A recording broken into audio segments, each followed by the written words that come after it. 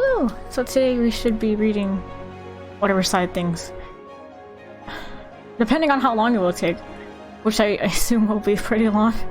I think that'll just be what today's thing will be. Whee! A tale beyond their happy end.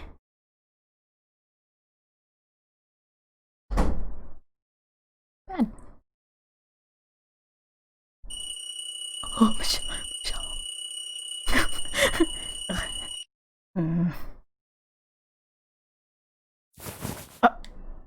I'm going back to sleep today, Michelle. Time. What's the time? What? 9? We're meeting at 10. That was my second alarm, wasn't it? Oh no! Out of bed now, no time to waste. How big of an oaf would I look if I were late because I slept in?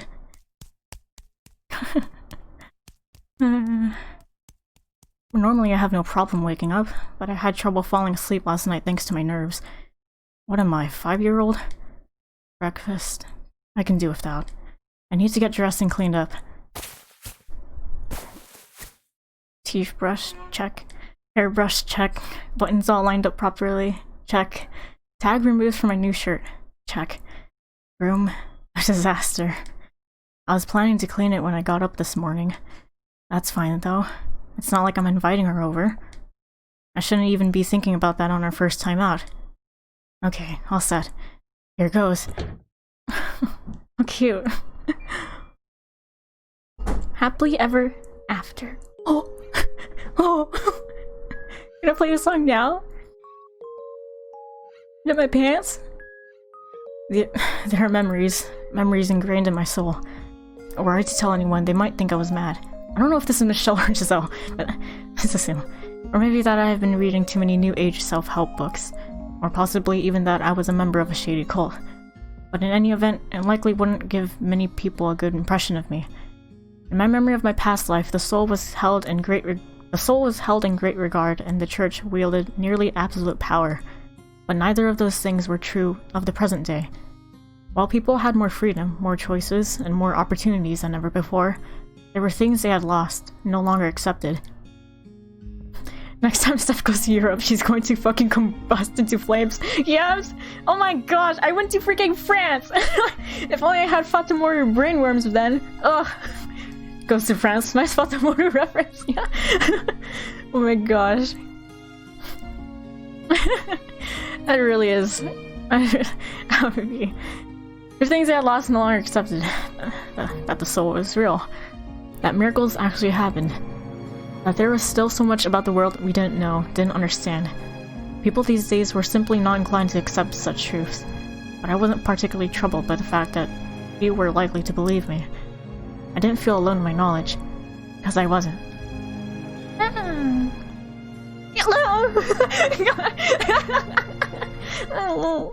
Because on that fateful day, we found each other again. She turned toward me, this very same Giselle from my memories, and just as I recognized her, she too knew exactly who I was. But the two of us have memories. Memories ingrained in our souls. And no longer did those memories serve as shackles. Yeah! If I can keep up this pace, I should make it right on time. Thank goodness. Please, for the love of all that is holy, don't growl in front of her. He's hungry! In a turn of events that can only be described as miraculous, we were reunited after nearly 1,000 years. It was the sort of dramatic moment you might see at the end of a movie or a novel, the point at which the story was finished and nothing more needed to be told. But our lives continued on past that moment. An uneventful, hardly noteworthy succession of days. Nothing particularly different from what you might find in any other random person you chose off the street. But it was that little fistful of happiness we had sought for so many years. We were just two ordinary people now. There's no drama or excitement in the tale that follows. Only a small slice of two regular lives. Good, because they deserve it. Oh my gosh, they deserve so much.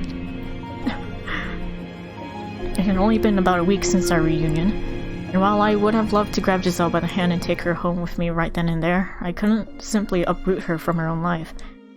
Both of us were busier than we had been in the Middle Ages, myself with work and her with university.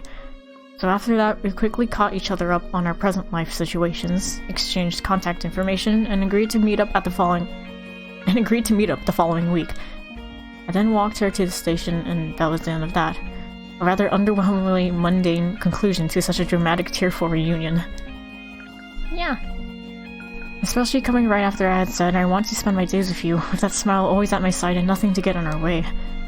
Though, I suppose it shouldn't have come as any surprise that reality wasn't as simple as fairy tales.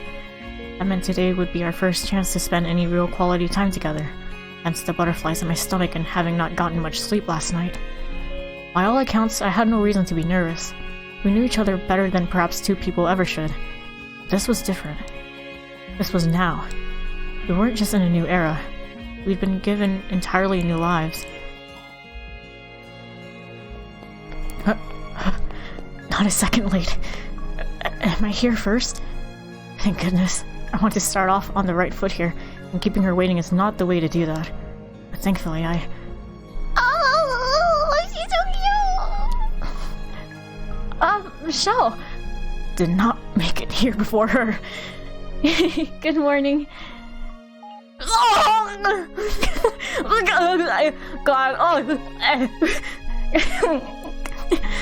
Good morning, Giselle.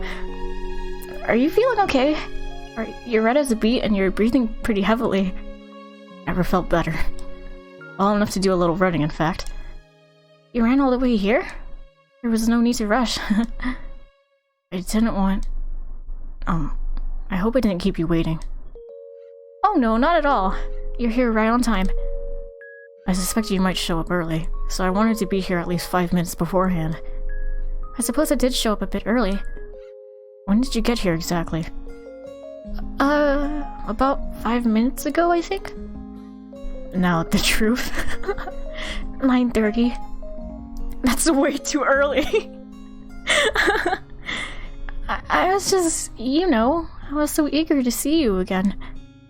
I'm sorry, I let myself get a bit too excited, didn't I? No, it's fine. I mean, I hardly slept for the same reason, so...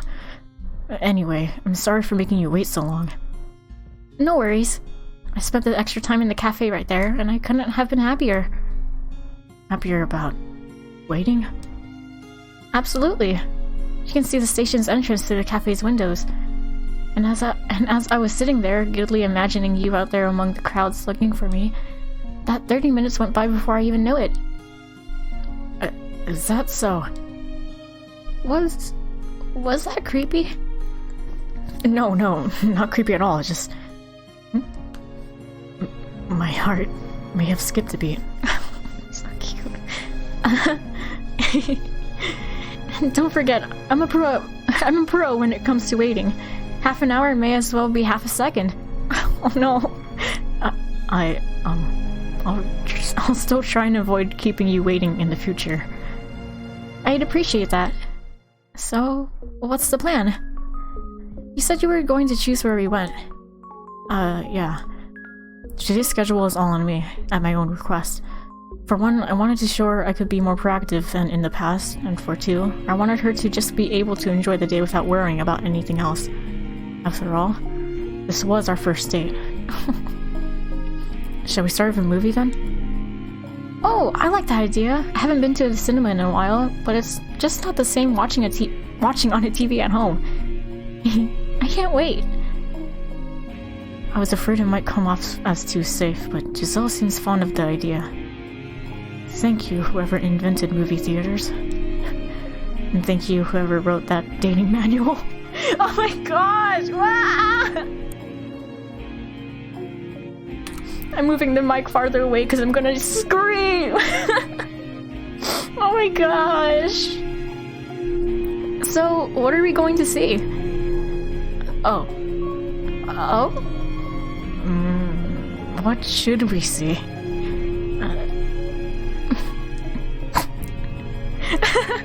So you only decided on a movie and not a specific one, Michelle? I thought you wanted to go because you had something in mind. Sorry, I was so focused on figuring out where to take you.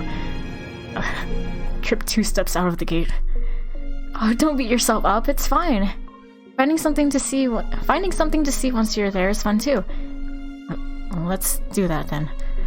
We'll go to one of the bigger theaters, something with a large selection. Perfect. Oh, we're so cute.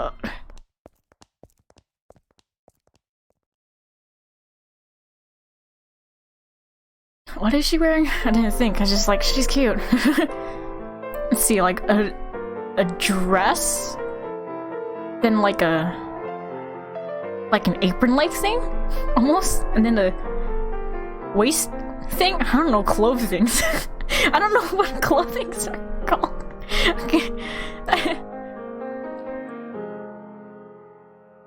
What to think about? What the hell? It's cute nonetheless, just don't think about it. Michelle, very, very silly question for you. Yes? Are you someone who gets popcorn at the theater? Well, she wasn't lying about how silly it was.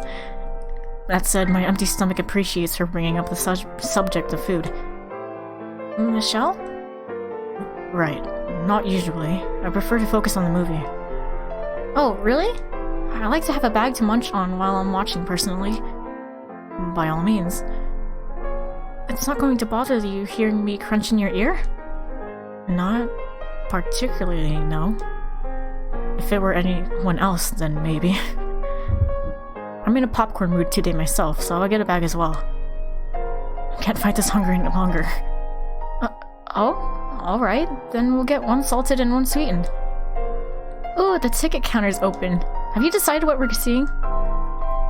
Is there anything you'd like to see? I was thinking you could choose. I want you to decide, Michelle. I'm curious to see what kind of movies you pick. I see. Well then... What? Is it giving me a choice? Oh my gosh! Action, romance, horror, animated. Naughty? What do you mean, naughty? Hold up, what? This is a Wendy's? Oh my god!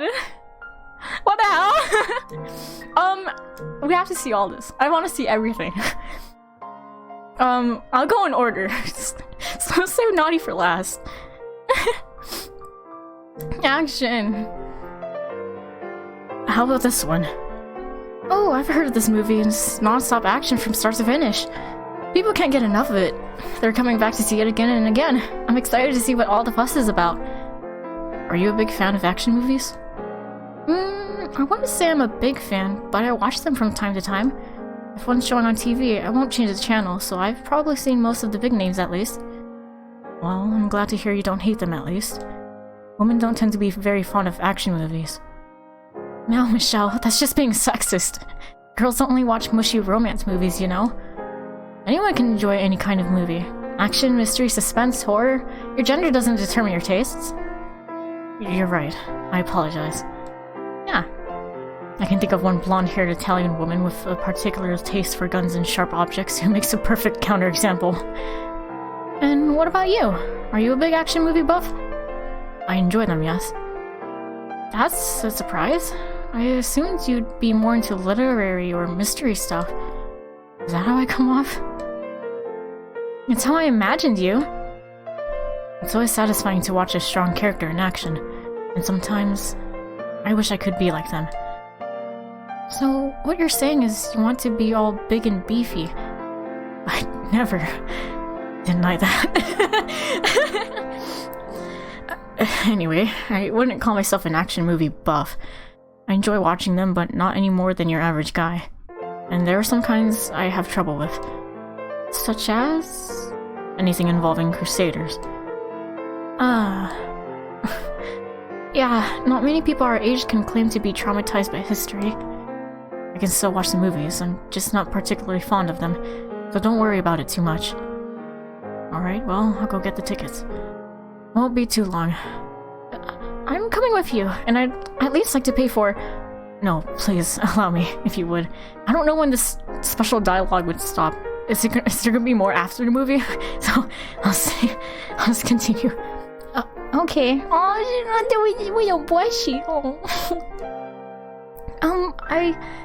Thank you. was amazing! Cars zooming through the desert, non-stop explosions, badass ladies, a flame-throwing guitar! I have a need for speed right now! Whoa, slow down, Giselle.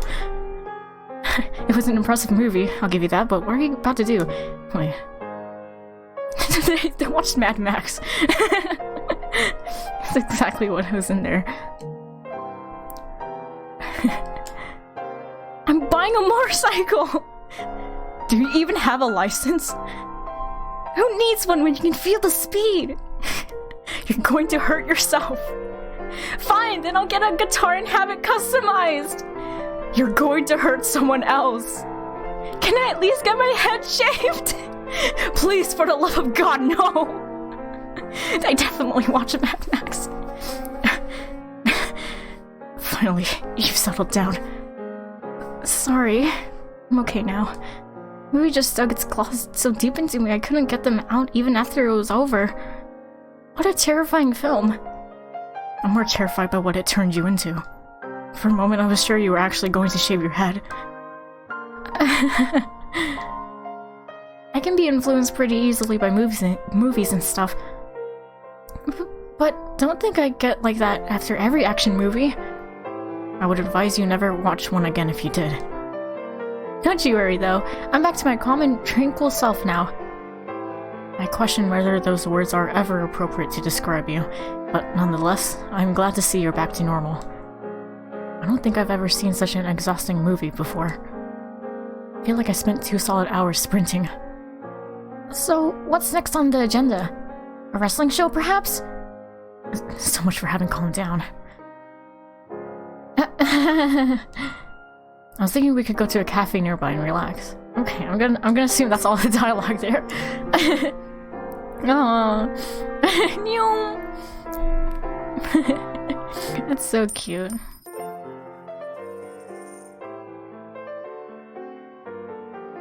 Oh my gosh, imagine all the food these are gonna give us now. Romance. Okay. How about this one? Oh, the poster, the title, everything about it oozes sappy romance. This was the last movie I would have expected you to pick, Michelle. Is this something you actually want to watch? You didn't just choose it for me, right? I have no particular objections to this movie, although I'm not especially interested in it either. Oh, I know. You just want to see a lead actress naked. I beg your pardon? I mean, it is a romance movie, and that's an important part of romance. Maybe so, but I don't appreciate you making it sound like I'm just a horny teenage boy. Well, if that's not why you chose it, I'm stumped. What kind of person does she think I am? I simply thought it would be more appropriate for a date than, say, a horror film or a thriller. And crucially, it's the kind of movie I can only watch with you. Yeah. The audience does tend to be groups of women or couples. It would be pretty awkward going alone, huh? That's not what I meant at all. I was just concerned with helping set the mood. But whatever, I suppose. Well, you can rest easy today, Michelle. Now you get to be the guy everyone's jealous of, walking into a sappy chick flick with a pretty girl on your arm. You can stop cursing every couple you walk past now. Why are you acting like I'm some kind of sad, lonely loser? You sure look the part. Alright, well, I'll go get the tickets. I won't be too long. I'm coming with you, and okay, and then that... paper ticket. Cute.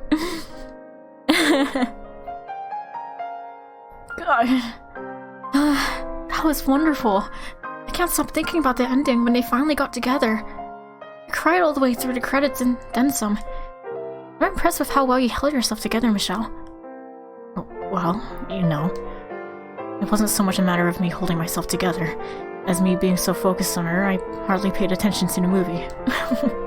I spent the whole time thinking about how maybe I should try to hold her hand or something. And that I have no idea what the movie was even about. And I didn't even manage to do that. I'm hopeless. Michelle? Oh, yeah, right. It was a wonderful movie. It was! So tell me, what was your favorite scene, Michelle? What?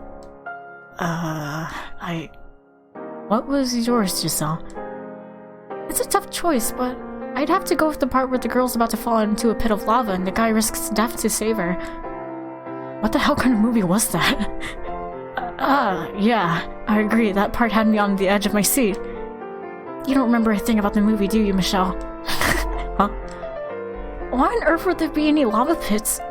I swear you were distracted the whole time. Sorry. I was right, wasn't I? You don't like romance movies very much. I wanted you to pick something you would like, not force yourself to sit through something just for me. It's not that I don't like them, just... Next time, we'll see something more to your tastes. Maybe a movie about a serial killer that targets couples. Why do you think I have some kind of grudge against couples? I mean, you look the part. I probably deserve that, but still. Alright, so what's next on the agenda? Okay. God, this...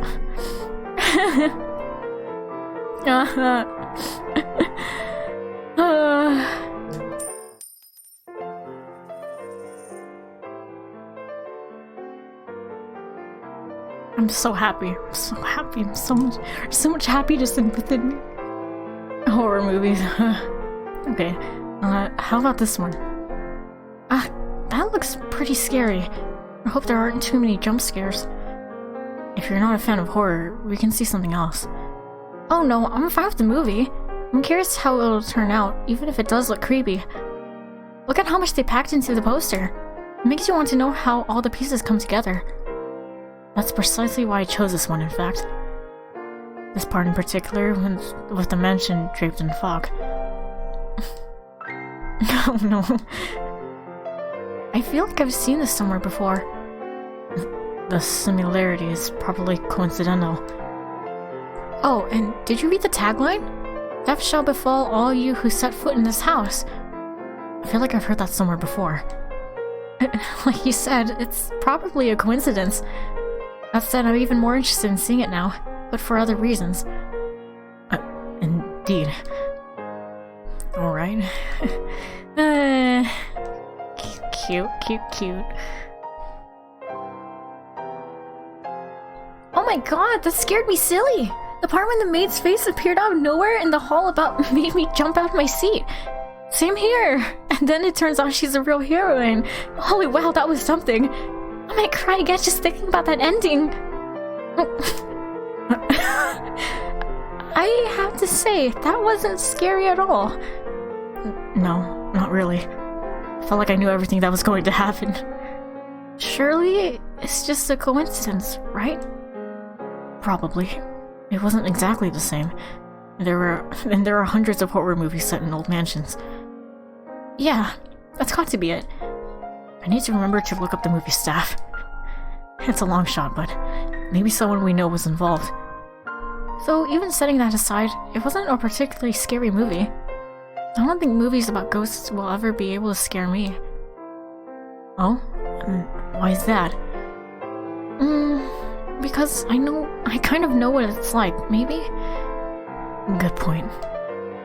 I feel like I would be more sad for them than scared, honestly. There's a lot more to this remembering your past life thing than I expected. I'll say.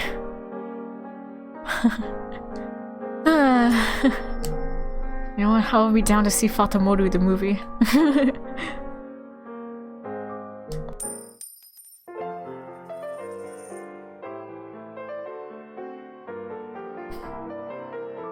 Animated. Stops in the theater, yeah, for real. How about this one? Oh, an animated movie? Oh, just look at them, they're all so small and adorable. The poster makes it look like a children's movie, though. I thought it would be nice to see something easygoing and relaxing. Oh yeah, starting off the day with something heavy doesn't seem wise. This is probably a safe choice then. Plus, they're usually written so adults can enjoy them too, such as parents watching with their kids. I hope it's good. Alright, well, I'll go get the tickets. Whee! One animated movie. Oh, the cringe. Why did Kenny die so many times? Oh my god! Oh no! Why indeed? Why is it so gruesome when everyone's so cute and stylized? Why indeed? It was a cartoon. Why was everyone so vulgar? Did they watch like South Park? What? What the fuck? Why indeed? That was not the common, relaxing movie I was expecting.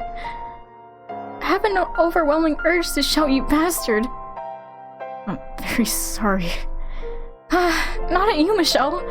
The movie and the characters and whoever wrote it. I wasn't expecting it to be a dark comedy. What on earth was the ratings commission thinking? How is that at all appropriate for kids for age just 12 and up? What a horrible, terrible movie, honestly. Though, it was pretty funny. To tell you the truth, I had trouble holding back laughter at points as well. I guess a little dark humor isn't bad every once in a while. It looks like it was based on a TV show too, so we should get together and watch it sometime. 30 seconds ago you were saying it was terrible. Now you're planning a binge watch? I'm not going to binge watch it, silly. And I'm certainly not curious to see how many different ways they can come up to kill Kenny. I feel like I've just gotten a glimpse at Giselle's dark side. But we can arrange that later. That's what I'm thinking too. It's okay, that timeline in which they watched the South Park film did not exist. Naughty movie! This one a naughty movie! How about this one? What? Huh? Do you really want to see that one? Yes, it sounds like an interesting romance. Busty Maid Paradise, lost in her mountains? Excuse me? I accidentally pointed to the 18+ movie next to it. No, that wasn't the one I wanted to... Right. Oh, thank goodness. I meant the... Let's do it! Let's watch Busty Maid Paradise! Let's what? I know how hard it must have been for you to work up the courage to ask. I'm not about to trample on your efforts, Michelle. Wait, what? It'll be a little awkward, but I'll try to deal with it. Whoa, stop. I didn't... You're a boy, and they didn't have movies like this in our previous life. I totally understand why you want to watch it. No, please stop. I swear that wasn't the one I was pointing to. Besides, I'm not a boy. I'm a 27-year-old man, and I've lived in this era long enough to know there's plenty more where this came from. But that's not the point. Oh, no need to be bashful, Michelle. That smile is scaring the hell out of me. Now, come on, let's get going. Excuse me, I'd like 2 tickets for Busty Maid Paradise. No, you don't. Why are they even showing this in the damn theater?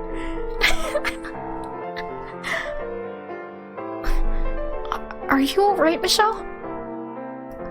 Olive. You startled me when you ran out of the theater. Then I found you on the ground outside, lying in a puddle of your own nosebleed. Oh my god! Oh my gosh! Can't! Eyes or nosebleed. Damn you, Giselle. You should get some rest. There's a bench right there. I'm sorry about everything. I had fun watching your face turn every color of the rainbow, so don't worry about anything. How am I supposed to not worry? It was my job to plan out this date, and I've gone and made a total disaster out of it. And it was a very bold film. What we saw of it, at least. I've never seen one of those kinds of movies before. I'm not sure what I'd even say if you watch them regularly. Do you watch them very often, Michelle? What? I mean, most guys do, right? Well, don't be afraid to tell me. I'm very open-minded. I won't be upset even if you watch them every day. I see. Although, now that you have me, I kind of don't really like the idea of you looking at other women like that. I'm kidding. Forget I said anything. Sure. That nosebleed's still going, huh? And whose fault is that? Oh my gosh. Thank goodness, it stopped. Thanks something. I was getting ready to call an ambulance if it went on much longer. Would make a great punchline to this train wreck of a first date. Well, now that you're feeling better, what's next on the schedule? Lunchtime, maybe? Okay, now we proceed. That was so good! I was thinking we could go to a cafe nearby and relax. Or maybe a park. The weather is quite nice. Let's go to the park then. I brought lunch for us. Oh? You did? Does that mess up your plans? Oh, no, not at all. I'm thrilled. I love your cooking. Thank you. This will be the first time you've had it in a millennium, huh? Not something you hear every day. Now it is. The night timeline is our timeline.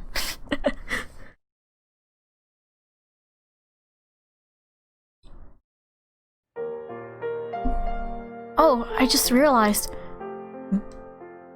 Are you alright spending so much time outside? You're still sensitive to sunlight, aren't you? Sorry, I should have asked you sooner, but it completely slipped my mind.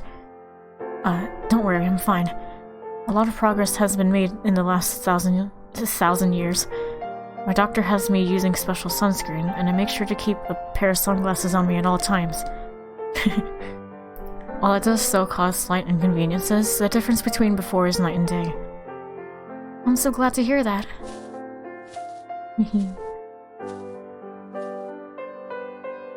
I like this spot. Oh, that's Michelle. There certainly are a lot of people here, though I suppose it is the weekend.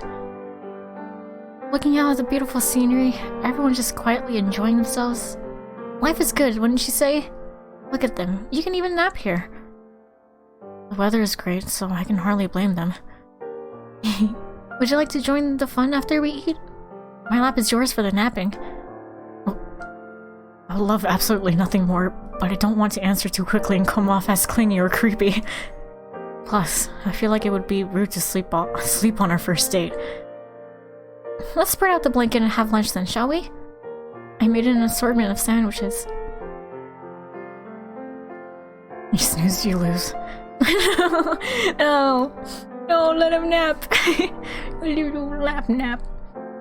Thank you very much. The sandwiches were delicious. Oh no, it was my pleasure. I'd love to make you something a little more hearty next time. You have to come over sometime. I'd be happy to, but don't you live with your family? Would that make it too awkward? I'll wear my best suit and bring a gift. That would just make it even more awkward. My mom and sister are relaxed, friendly girls. Make yourself right at home. And your father? I know he passed away when she was young in our previous lives. Oh, my dad. And I guess it's the same this time around. Oh god, I forgot about him. He's always like, if you bring a guy home, I'll make sure he never comes back again. Right. I'm glad to hear he's alive and well. He is a bit overprotective. I don't think he actually means it, though. I'll have to meet them eventually, so I'll make sure I'm ready for anything. And, how are your parents, Michelle? They're doing fine. They live in the suburbs not far from here, and I go back to visit occasionally. Oh, neat! Sounds like things are pretty different for both of us this time around. Out of curiosity, are your parents Lady... I never said her name, honestly. Lady and Lord Antony? I don't think the Lord and Lady is necessary. Force of habit. But no, they are not my parents this time. And ever since my memories came back, I've had odd moments of dissociation, where my life doesn't feel like it belongs to me. Oh, wow. Oh yeah, that's happened to me a few times too. Some things are the same as before, but a lot's changed. Sometimes, memories of my old family come back to me, and I start wishing I could see them again. Tell me. Am I any different? I am, aren't I? I can't possibly be the same exact person I was back then. I have a different family, different values. I was raised in a different environment. Same could be said of me. I have led a very different life than my previous one. I've read that we're always changing, that we're never exactly the same person we were even a second ago. Oh? Cells are constantly dying and dividing. Around 10% of the bone tissue in your body is replaced every year. I can hardly be considered the same man I was merely a few years ago. Never mind in an entirely different life. I guess. And that's just on a physiological level. Mine is the same way. I didn't think I'd feel the same way as a child that I do now. We are, in essence, in a perpetual state of transformation. I still think of you as the same Michelle, though. And I, you. That's all there is to it. While scientifically speaking, we may be constantly changing, we're still able to recognize each other as each other. And perhaps that is the nature of the soul. I love the Giselle of a second ago, the Giselle of the present, and the Giselle of every second to come, all as one. Oh, me too. Oh, now that is something the old Michelle would never have said. Could never have said, I imagine. Jeez, you caught me off guard and now I'm all flustered. I can refrain in the future if you would prefer. No, don't even think about it. Tell me more. I want to hear more. I'll see what I can do. Way to kill the mood, Captain Awkward. Putting pressure on me like that isn't making this any easier. Really aren't all that different, are you? Probably not. Oh. I still sometimes wonder if maybe this is all a dream. I honestly wasn't sure we would ever cross paths, that we would ever have this reunion. I even questioned whether anything I remembered was true. Maybe I was just delusional. No one believes in reincarnation or past lives today, so it was sometimes hard to believe it myself, you know? But still, you came looking. For as much as I couldn't believe, I wanted to believe 10 times more. That our time together, that the things I felt, that everything that took place in that mansion wasn't just my delusion. And I'm so glad I did. As am I. I felt much the same way. I thought I was confused, my mind playing tricks on me, but as time passed and the fog slowly cleared, I felt a strange certainty that I would find you if I went there. I'm so glad I did. I wonder what everyone else is up to. Everyone else?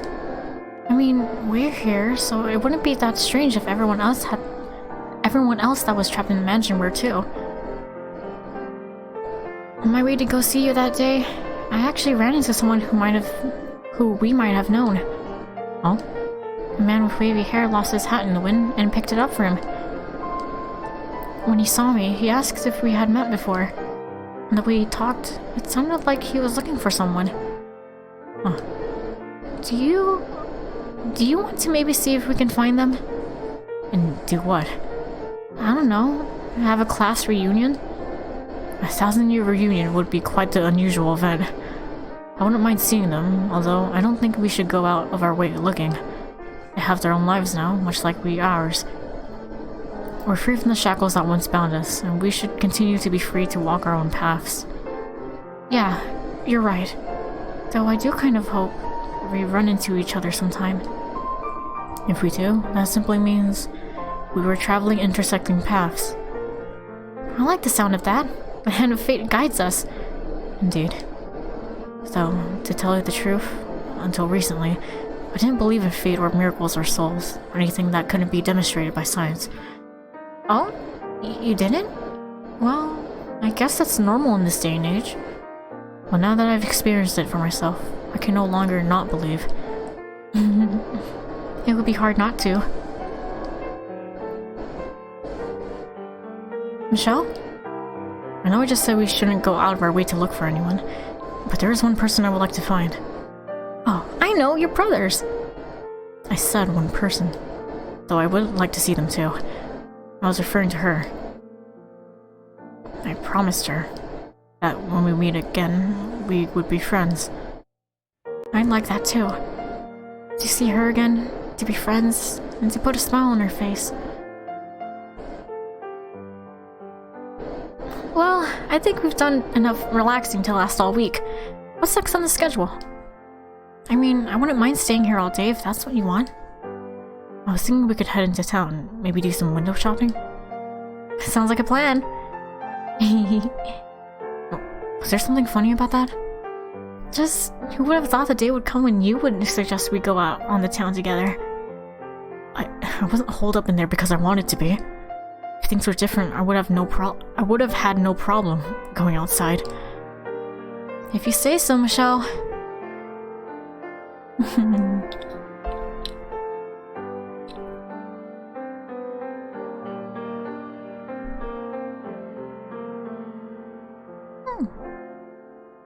Oh, speaking of books, have you ever thought about writing anything, Michelle? Write a novel? Why would I? We've had some rather unique experiences, and I thought maybe they might make a good book. First of all, I have the writing ability of a 7th grader. Oh? That's surprising. Do I look like the writing type? You're smart. It seems like something you'd be good at. I would probably be a much better conversationalist if I were any good with words. I wasn't actually sure if you realized how bad you were at that. I can assure you, I'm well aware.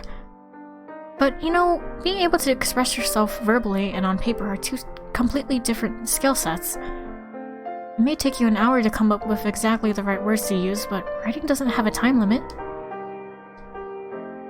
Regardless, I don't think I could write about that. How about you? I suspect you might be in the better fit for the job. What? Me? I don't think I'd make a very good writer either. And this is going to sound silly coming from me as the one who suggested it, but I think it might be best to keep our memories to ourselves. Putting something so personal, so special like that out there for all the world to see kind of makes it lose a little bit of that magic, you know?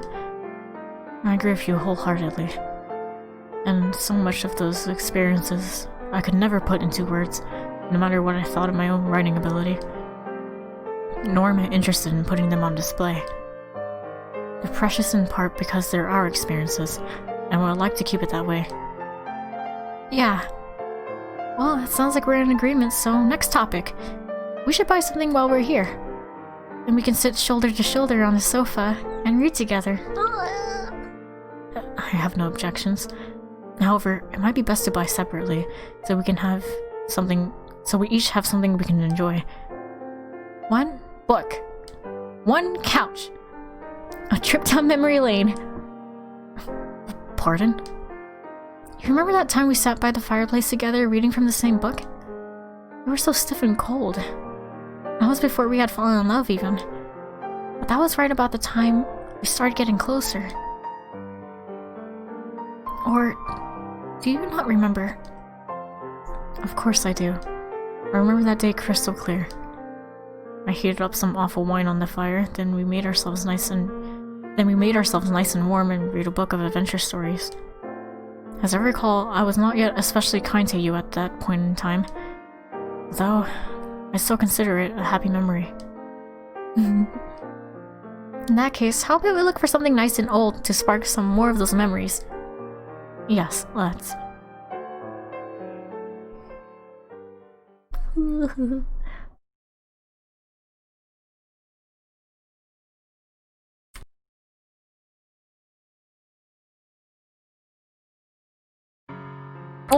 Oh, I've been here before. Oh my god. Oh. Gosh. Okay. I can't believe the sun's already set. Why can't there be more time in the day? Your parents will probably be worried if you're out much longer. Nice yourself. Let me walk you to the station. Giselle? Wait, let me close the door.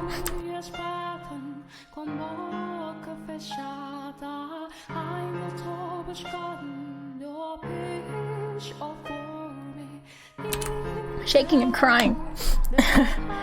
Giselle? Give me 3 seconds. that's her phone. I presume she's calling home? Hey, Mom? I'm out with a couple friends, and you'll never guess what happened. We ran into a few girls I haven't seen since high school. Huh?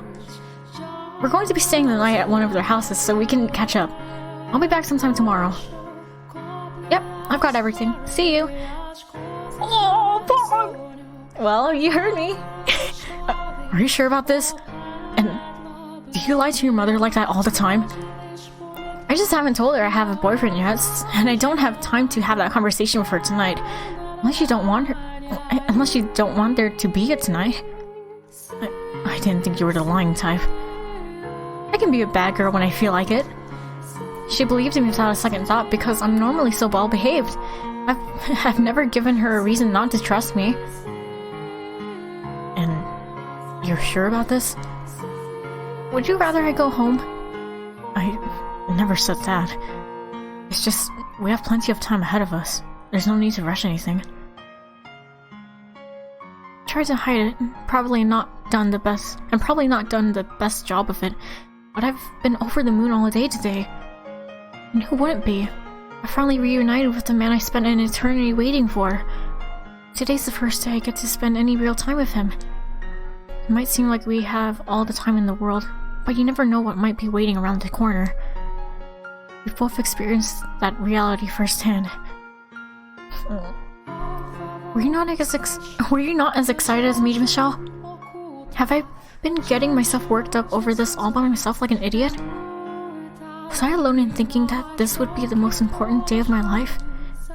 No, of course not. When I saw you last week, the last thing I wanted to do was let you go home. I wanted to carry you back with me right then and there. But I didn't want to put you in a position where I was forcing you to uproot your own life, possibly getting in the way of your education. If any time called for a little pushiness, that was it. Yes, this was just an ordinary date, but it's a miracle it ever happened. I'm sorry. I want to spend as much time with you as I can, Giselle. Will you stay with me? Absolutely. Oh, and there's another thing that's changed about you, Michelle. You learned some basic social skills like reading between the lines. You act like I wouldn't have been able to figure out what you wanted me to say back then. Okay, you're right. I probably wouldn't have. I didn't think you'd concede that one. Anyway, what now? Should we find a restaurant and have supper? Remember what I said about being pushy? Now's the time. What? Meaning? You're going to make me spell it out for you? I want you to,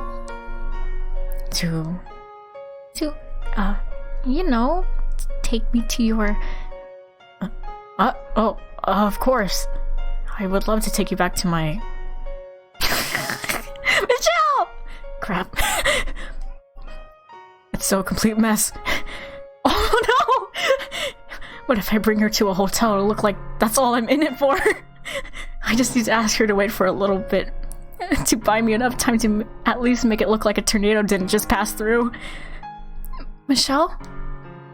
Oh, let me guess. Your place isn't presentable? Well, that might be putting it lightly. How many naughty posters do you have? Not a one. What about blow-up dolls? Even fewer. What do you think I am? You don't need to hide anything from me, Michelle. No matter how strange your fetishes are, I promise I won't judge you. I love the old Michelle, and I love the new Michelle, all as one. I did not expect my declaration of love in the park to be turned around on me quite like this. I swear, there's nothing weird about my place. I've just been so busy with work lately, I haven't had a chance to clean, so it's a bit of a wreck. Psh. Well, if that's all it is, I'll gladly help you make it sparkle. No, I'm not bringing you over to have you clean it for me. Please, give me maybe 30 minutes. You can... Nope. What? I'm not spending 30 minutes, even 30 seconds, away from you just because your place is a little messy. It won't be long, I swear. No doesn't mean not long. It means no. I lied to my mom so I could have this time with you.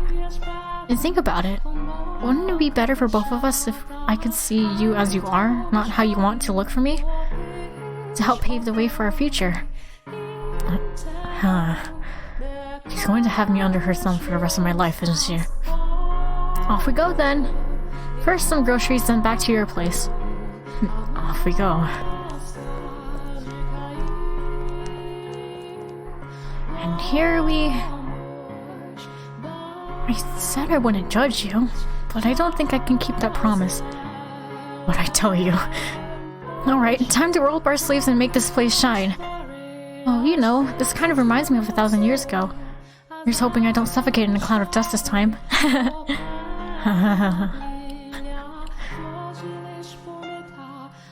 Whew! See? That didn't take too long between the two of us. I apologize for making it take any of your time. Oh, don't be, really. I'm mostly glad it didn't turn out to be a bunch of gross, rotting food. Swarming with bugs would be a bridge too far, I think. And I can tell you've been busy from all the thick books and stacks of papers. Then reference manuals or document stacks are a rarity. I try to keep as much of it digitally as I can, but a lot of these papers and reports aren't available in any other format. You're a systems engineer, was it? That's right. I was working at a company until a few years back, but I've been keeping steady work as a contractor lately. Wow. I'm amazed. So Michelle I knew would cower at the sound of the word work and could hardly have survived for 3 days on his own. You know, before I found you, I assumed you'd be a noble like last time.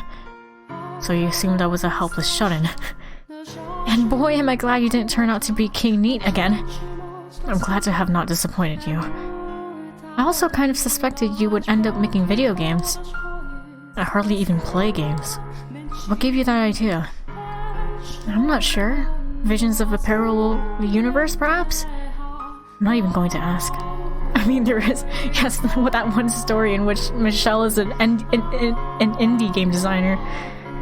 So, he's probably referring to that. What about you? Do you have a dream job, Giselle? I want to open a shop. Maybe it's because I came from a merchant family in my last life, but I've always been interested in running some kind of store. I'm even majoring in economics. Stonks! Huh. I like that idea. If I do manage to get something up and running, I hope you'll help out. Absolutely. I'll do anything I can if it leads to a brighter future for you. Okay, well, I'm going to borrow your kitchen for a bit. Is there anything I can help with? You made lunch too, so I'd feel awful doing nothing. Last I checked, you and cooking were a dangerous mix. I'd like to think my taste buds are a little more refined this time around. Hopefully. In that case, I think I'll have you chop the veggies. But I'm the one who puts everything together, okay? She doesn't believe me.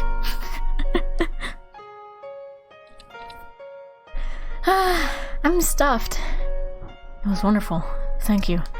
Watching you work is like watching someone perform magic. Was I doing something funny you didn't tell me about?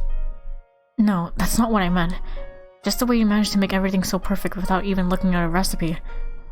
Well, cooking is kind of a hobby of mine. I lost a bit of preparation time to cleaning, so I couldn't make everything I wanted to. Next time, I'll make you something real fancy though. Like a roast chicken? Let's save that one for Christmas. I don't think when we have it makes the sight of just the two of us sitting around a large roast chicken any less ludicrous, though. Oh yes, shall we open the wine now? So you only brought me home so you can get me drunk and have your way with me? I'm just kidding. Only consensually. What?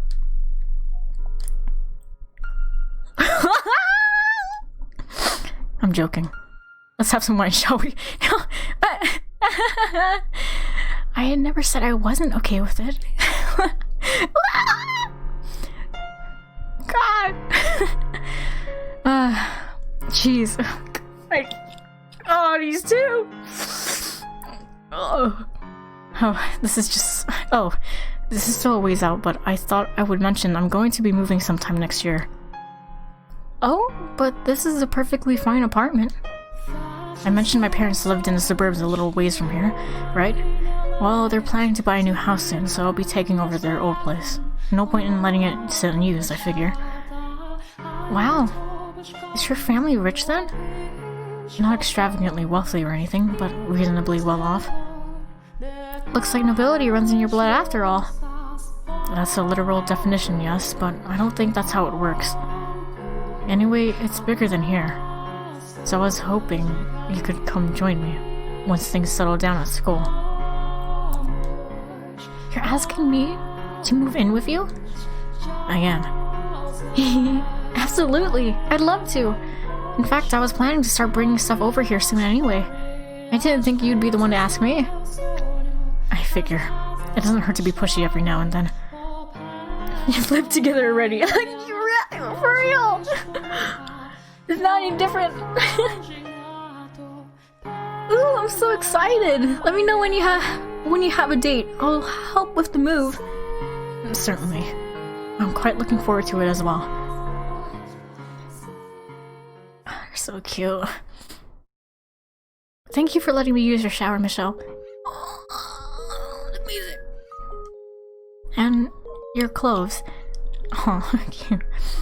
No problem. Although they are rather big on you. If a little tight around the chest. My heart's kind of starting to race now. In a different house, wearing different clothes with a different smell. Smell? I'm pretty sure it's clean. Should I get you something else? No, they don't smell. They smell like you, which makes me smile. Oh god, what am I saying? Oh, I forgot to mention, I only have one bed. The perfect number. Right, well then, right this way. After you. Hey, Michelle? Are you nervous? Not at all. We've slept together before in the past. Oh yeah, I suppose we have. But this time feels different.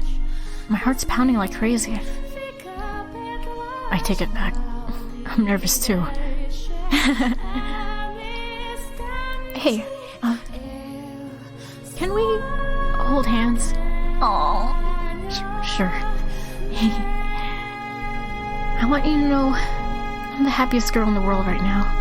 So happy I'm scared I'll wake up and it will be all a dream. Or tomorrow will come and it'll all be torn away from me.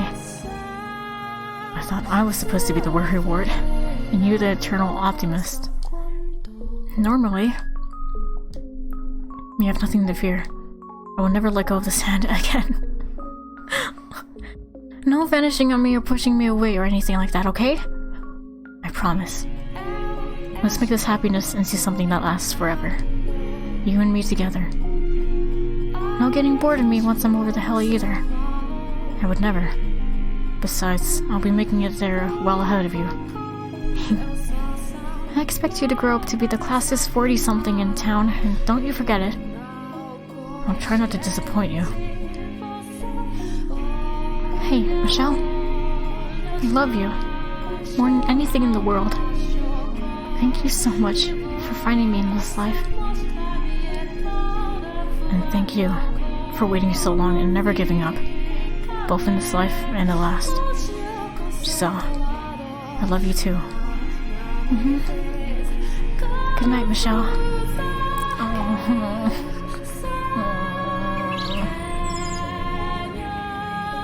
Wake up. Wake up, Michelle. It would be cute if she did the same wake-up call. So bright. I thought I shut the curtains. Morning, sleepyhead! Giselle. Good morning. Wait, forget that. Do over. Good morning, Master. I hope you slept well. I can say without a doubt, I have never slept better, nor woken to a more pleasant sight in my entire life. Oh.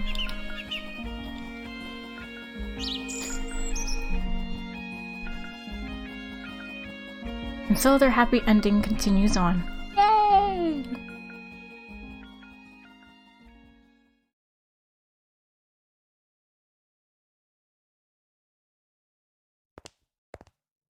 I believe I'm on the second floor. Who would this be? Morgana? Ah, yes. there it is. But I need my key to get in. The landlord should be able to help me with that. He lives upstairs, if I'm not mistaken. Maybe? Oh my, well, hello there. Are you our new neighbor? Yes, I move in today. Were you not told where to find your key? It was a rather sudden move, so perhaps it was missed in this confusion. Oh, is that so? Well, your key's right here, darling, on the back of your mailbox door. Here you are. Thank you. Don't smile much, do you, darling? It's a real shame. You're very pretty. I've just never been very good at it. Practice makes perfect. Thank you for your assistance, and it's a pleasure to make your acquaintance. Good day. Oh, why, thank you too, darling. Well, I should go. Before I go, make sure to stop by and say hi to the landlord. I assumed you were. Oh, heavens no, I live on the 3rd floor. The landlord's one level up on the very top floor. My apologies for the confusion. It's the weekend, so he should be home. He recently took over for his parents, and my oh my, he's the prettiest young man I have ever seen. Jacopo? I'm not sure how a man would take to being called pretty, but I'll be darned if there's a better word to describe him. Oh no. If I were another 30 years younger, I might have tried to go after him myself. I don't know how she's laughing. You can't be, what, 15, 16 years old? What, she's just moving in here? Like, damn! It's very rare for, I don't know, in Europe. I don't know, maybe it's normal in Europe. Still in high school and ready to living on your own. You're moving fast, darling. Are your parents... I have a lot to unpack, so I really should get going. Oh dear, so sorry for keeping you. If you need anything, just give me a shout, okay? Or the landlord. I'm sure he'll be happy to help too. It was a pleasure meeting you, darling. You too, ma'am. She's a bit overwhelming. I hope the landlord isn't quite as boisterous. I don't know. He said he was a pretty young man. Yeah, he probably is. 20-ish. Well, I should at least say hello. I can leave my bags inside and unpack when I'm done. Oh, a butterfly. How did you get in here? It's moving kind of sluggishly. Don't worry, I'll get you back outside where you belong. Take care. This is the place. I'm not looking forward to this. Too many new people in one day. Oh, Giselle! Coming! It'll be just a second. A woman's voice? But the landlord is a man, isn't she? Isn't he? Maybe his sister. Or wife? Or... It's Michelle? What? What? I'll get it. Wait, that voice. Oh yeah, it's probably the new girl. We should both go out to greet her. Yep, you were right. It's our new neighbor. It's a pleasure to have you. And oh, so cute. We meet again. Yeah!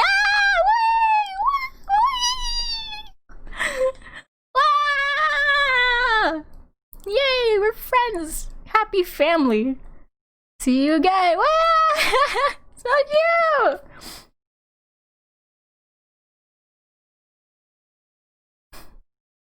Mom, dad, and a cute little daughter. A glimpse of joy. Yay. Huh? There it unlocks. It unlocks. Oh yeah, oh yeah, oh yeah. Oh, that's so cute. I love it. Oh, we can read this now. Let's go. Oh lord, now we're back here.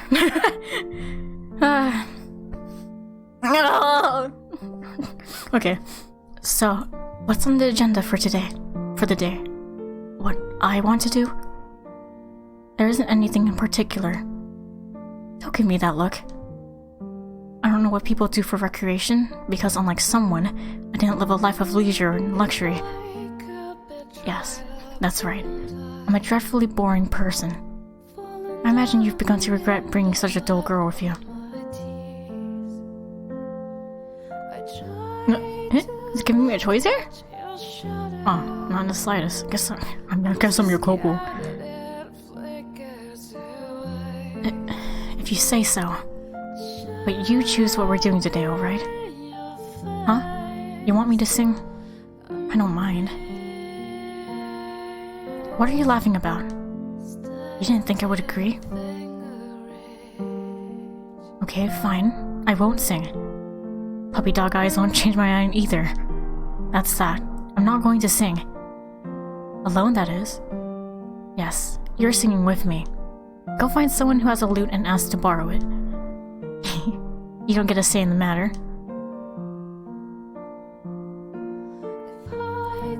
You did ask to borrow that, right? And got permission? None of the shenanigans you pulled at the festival. We need to remain on good terms with everyone if we're going to live here. Well, good. I'm glad you can manage that much. At some point, if we're going to do this again, you should purchase your own so you don't have to borrow one. It would certainly make things simpler, wouldn't it? Next time a merchant is in town... Oh, hello. Burping. If they're selling a lute, buy it. It doesn't have to be anything fancy. As long as it has strings capable of making music, that's adequate. And if it's out of tune, you can tune it. You can at least manage that, can't you?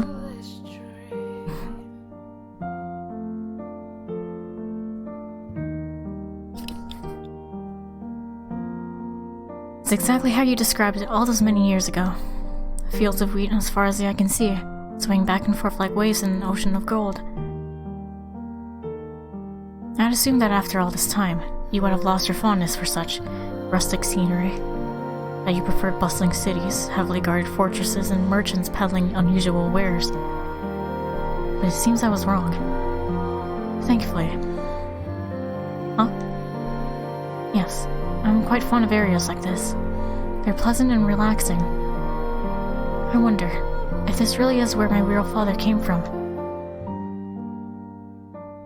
I never told you this, but in my village I was revered as a saint, worshipped as the daughter of God. And to this day, a part of me still sees myself as such.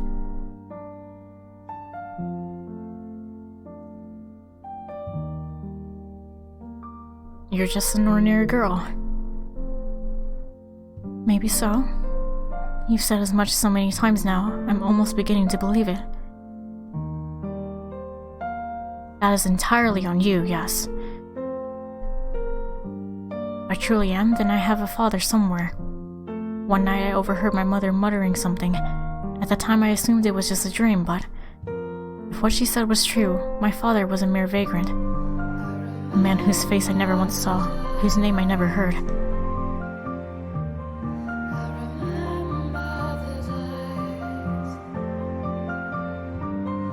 Would you like to meet him? Frankly, I'm not sure. I wouldn't know what to say even if I did. He might not even know I exist. It didn't sound like he had any interest in staying with my mother, which does not speak particularly well of his character. If he had chosen to stay instead of abandoning her, then she wouldn't have had to lie about having a virgin birth. Maybe we could have even been a normal family, and the entire course of my life would have been different. What? Why is that your first reaction? You're not going to hunt him down and give him a piece of your mind, no? Any form of violence is forbidden. Not even if it's for my sake. Too many people have been hurt already. Which isn't to say I don't understand what you meant when you said the world would trample all over you if you didn't have the strength to fight back. As children, we were both helpless to fight back against such a cruel world. But I stand by what I said. No more. I once believed you to be a weak man, but I've realized I was mistaken. I now know you have more than enough strength. Enough to take the lives of countless men. Some part of me always knew. But that's all the more reason. I don't want you to hurt anyone else ever again. To take any more lives.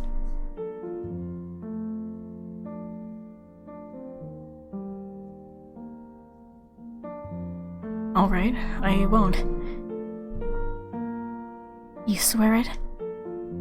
I'll have no choice but to deem you utterly irredeemable if you break that promise. Understood? What? No, that doesn't mean I think you presently have redeeming qualities. Have you lost your mind? Honestly, this is not the time for silly do you like me games. Don't tell me you're waiting for an answer. Because you're never getting one. What? Fine, if you want to know what I think so badly. No, I don't much care for you. Got him. Oh yes, so I was wondering. Other towns celebrate midsummer as well, yes? I see. So it's a fairly standard summertime tradition. Huh? If you ask me to go, I would not object. What?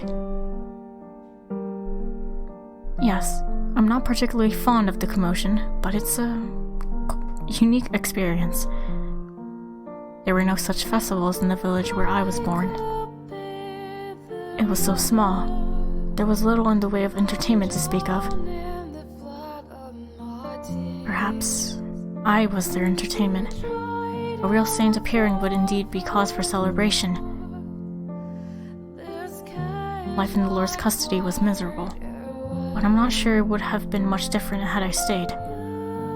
Maybe getting out was ultimately better for me. Definitely. It was hardly all good times, by any stretch of the imagination, but it did allow me to experience a more normal world. Oh, there you go again. I've long since tired of hearing you go on about ambitions. Yes, I know. My definition of normal is too impoverished for you. I've heard it 12 times now. But this is what I know. You'll climb down off your high horse and adjust. I'm not so accommodating a girl as to unconditionally support you in your endless endeavors to climb up and up and up. In fact, I intend to kick you back down anytime you start trying. So keep yourself in check. I used to think I didn't have any right to interfere with your dreams. But now, I'll be doing everything in my power to stand in your way. Keep that in mind.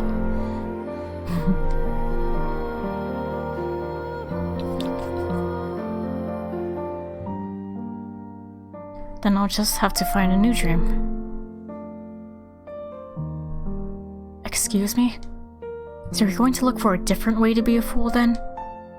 Did you hear a single word I said? Listen, dude.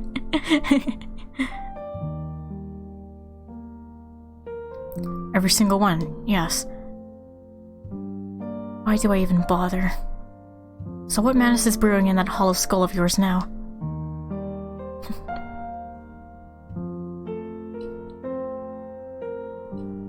I'm going to win your heart. No, shut up, Yukomo! Shut the hell your mouth. You will never. That was even worse than I imagined. You're possibly the world's biggest fool. Oh, what is it now? You want me to call you by your name? Why would I waste my breath? For real though.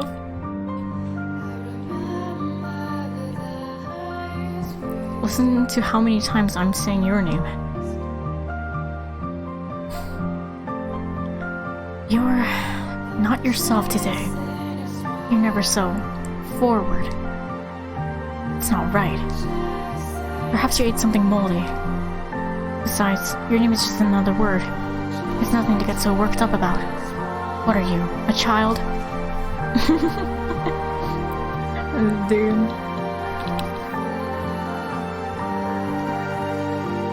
Disappointed I'm not what you thought? I never said that. I'm not going to call you by your name, understood? For heaven's sake. But let's change the subject. The way you're silently staring at me is making my skin crawl. So, the lute. I would like you to teach me how to play the lute. Why?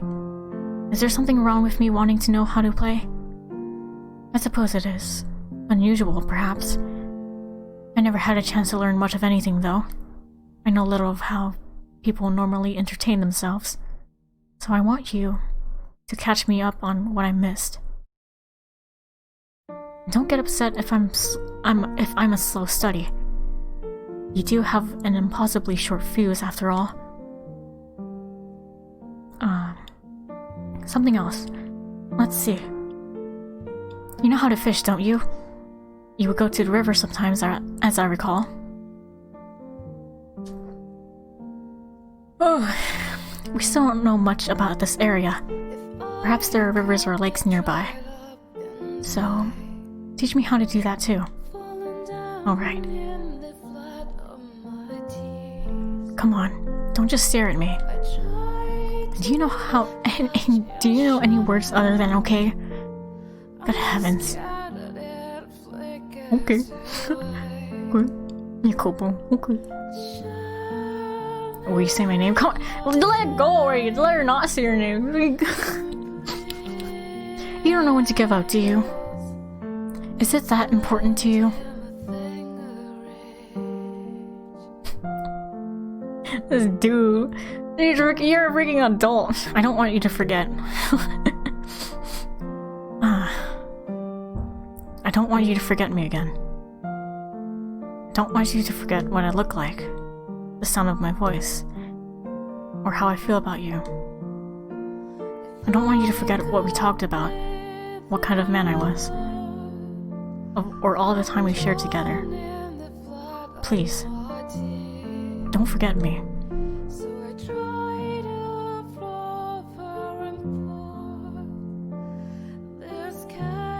Why would you ask me that now? I was hoping to. Well, if I had remembered, would anything have been any different? Could we have not ended up so far down the wrong path? If I had gone and found you, would that have stopped you from becoming what you did? No, forget it. It's not worth thinking about.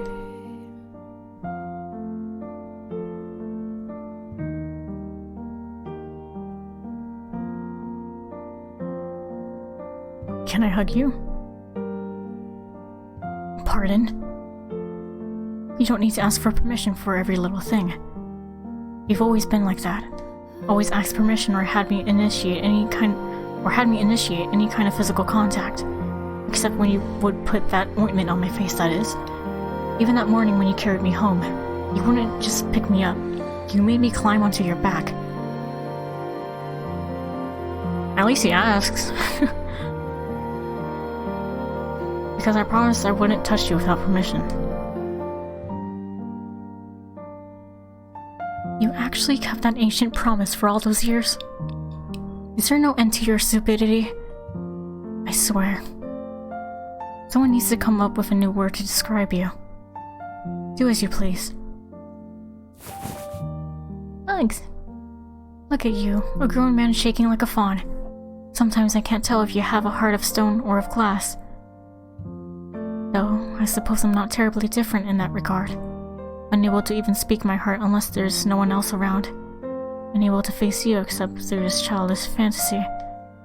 Not even able to show any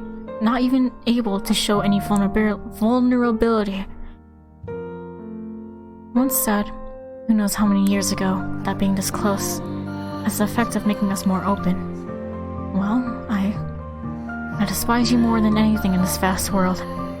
You showed me happiness, and then you showed me the depths of absolute despair. I have no idea what to do with you, so I didn't do anything.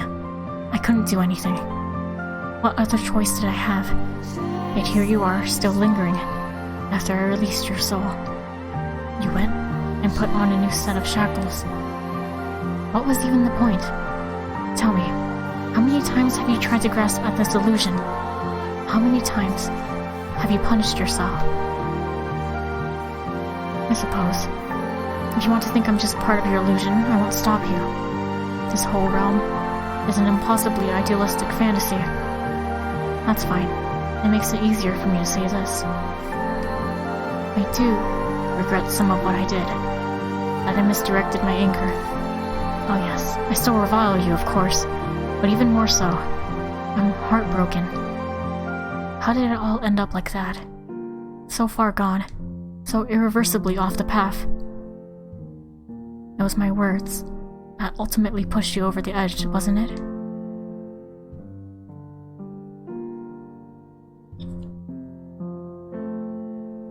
I want to make amends.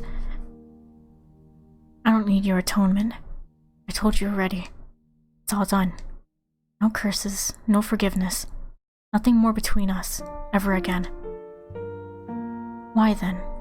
Why am I here talking to you? It's foolish. We're hopeless fools, both of us. But it's not my fault. This realm is overflowing with so much warmth. I can't hold back everything I've kept locked away all those centuries. But in the end, I just feel wretched about it all. I would have rather never remembered. We spent our lives trying so hard to suppress those memories, fighting against our pasts, just as we're doing now. Alright, that's quite enough. Would you please let go of me now? Hello? I said let go. Let go of me. You let her go. No, can I not say that? Damn it. I love you. And I hate you. I'll never feel anything but hatred for you. There's nothing left in my heart but that. This is simply me showing pity for a pathetic lost soul.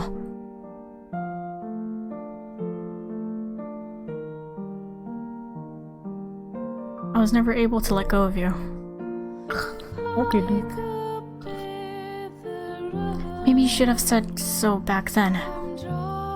Though I suppose you couldn't have. I had someone else to lead my way. All you could do was sit back and watch me go. You were never one who could cry in front of others, or hold on to someone for support. You had to rely on this sad fantasy to bring yourself to hold me. There truly is no hope for you. So, what now? Are you just going to stay here, all alone for the rest of eternity?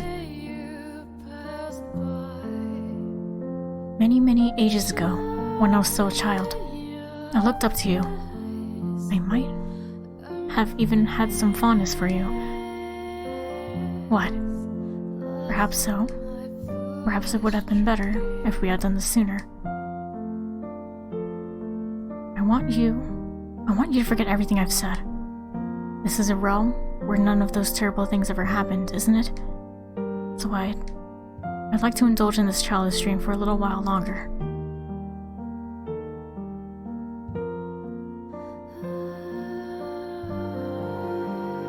Have you finally calmed down? Act smug all you want. I saw everything. I know good and well just how sad a man you truly are. Someone's waving to us in the distance. I'm still not particularly good with strangers, but the people in this land are also kind.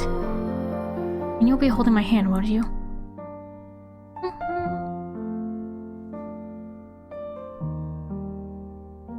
Of course, let's go. Yes. Let us be off. Jacopo. Oh, she said his name. Oh, it's crazy. Oh, that's cute. Rather than showing you the world one day, someday, I'd like to bring you somewhere where your body and spirit can rest easy. Not as atonement for my sins, but because I want to see it too.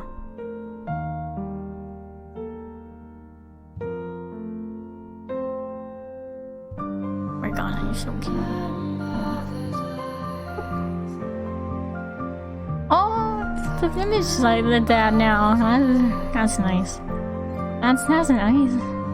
That's nice. Goo gaga. Okay, short stories. Let me open up the Steam version. Is there a backstage for Steve? Probably. Bloop, bloop, bloop, bloop, bloop. Just quickly skip through.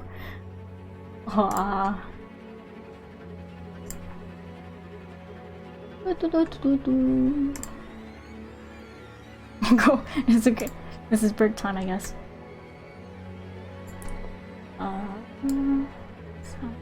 No, what sound setting? Volume mixer.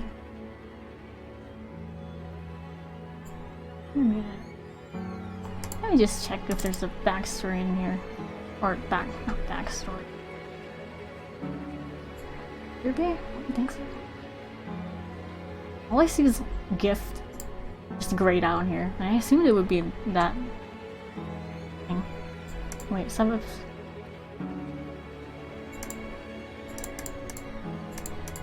There's like 3 short stories in here. Only 3 though. There's a bunch in here now. And let's skip through.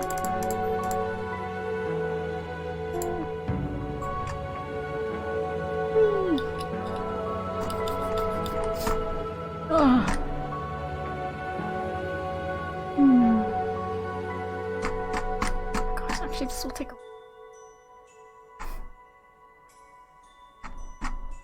I guess we'll resume in like 5 minutes. That's good.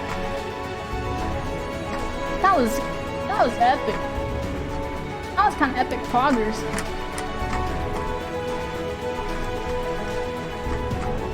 Epic.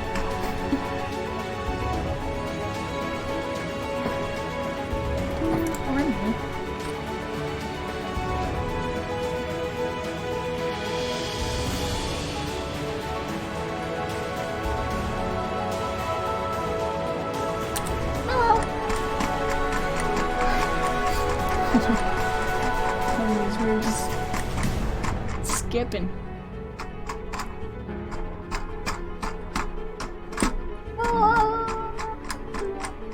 We will resume in 4 minutes until I figure out if this has a backstage.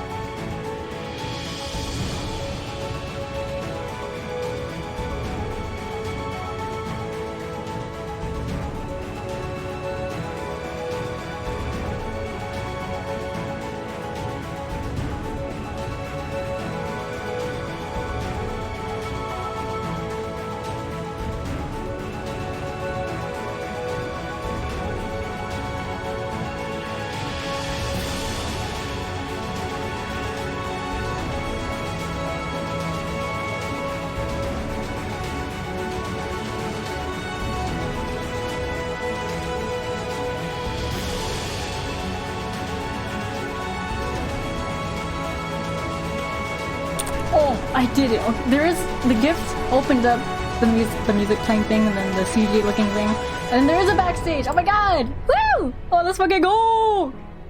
Let me open this up now. Nope. Let me get the TV for a moment. And got the game up on here. Wait, that's Bog. I love the backstages, at least from the first games. These gotta be good then. And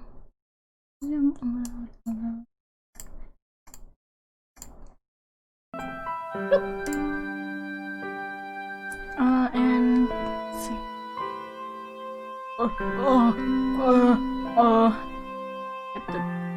The video game. Oh, there's. Then... window.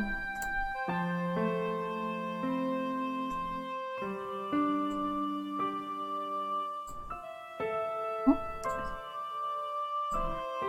Boop, boop, boop.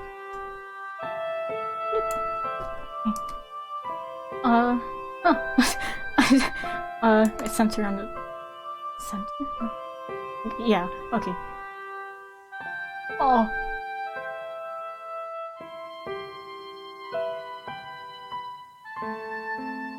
Where's that? Wee. Where's? I see like the window crust a little bit.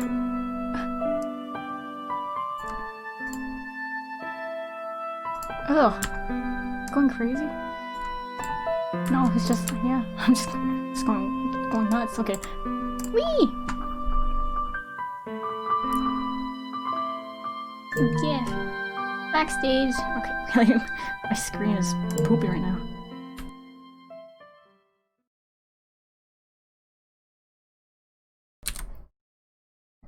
Would you rather read a chaotic fourth wall breaking peek behind curtains? Yeah. Don't think about it too hard. Love it. Love to see it. Wait, that's a the game's loud for me.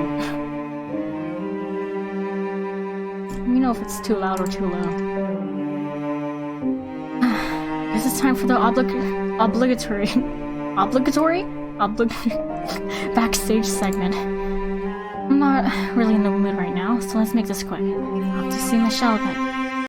Oh, woo! What? Something just zoomed past me. Hold on. Where's the text? Okay, a little slower. Darren, enter stage left. Hey there, Morgs. Haven't seen you in forever. You've gotten real big, huh? You must be getting pretty close to my age by now. Oh boy, that's one mean-looking getup. Something got you in a bad mood? It was a little more than a bad mood that turned me into a witch. What are you even doing here? Is there something wrong with that? You tell me. Look at the background art. Look at me. This is the cursed mansion. Details. Wouldn't be much fun of an extra if we got caught up in silly quibbles like internal consistency. I suppose, but... If you ask me, you're the one who doesn't belong here, Morgs. Huh? What is that supposed to mean? The story this time around was from before the mansion went all spoopy and gloomy and creepy crawly. So I say... yes. Let's blow this joint. Oh, hey, stop pulling on my arm.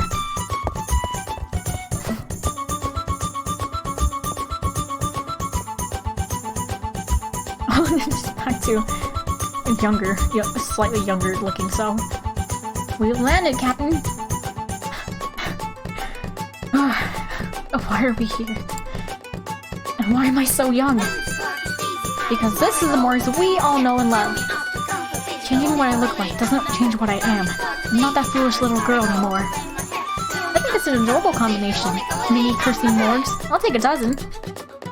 I'll have you know I'm not for sale. It's impossible to keep footing around you. Keep my footing around. Oh wait, oh that's Morgana.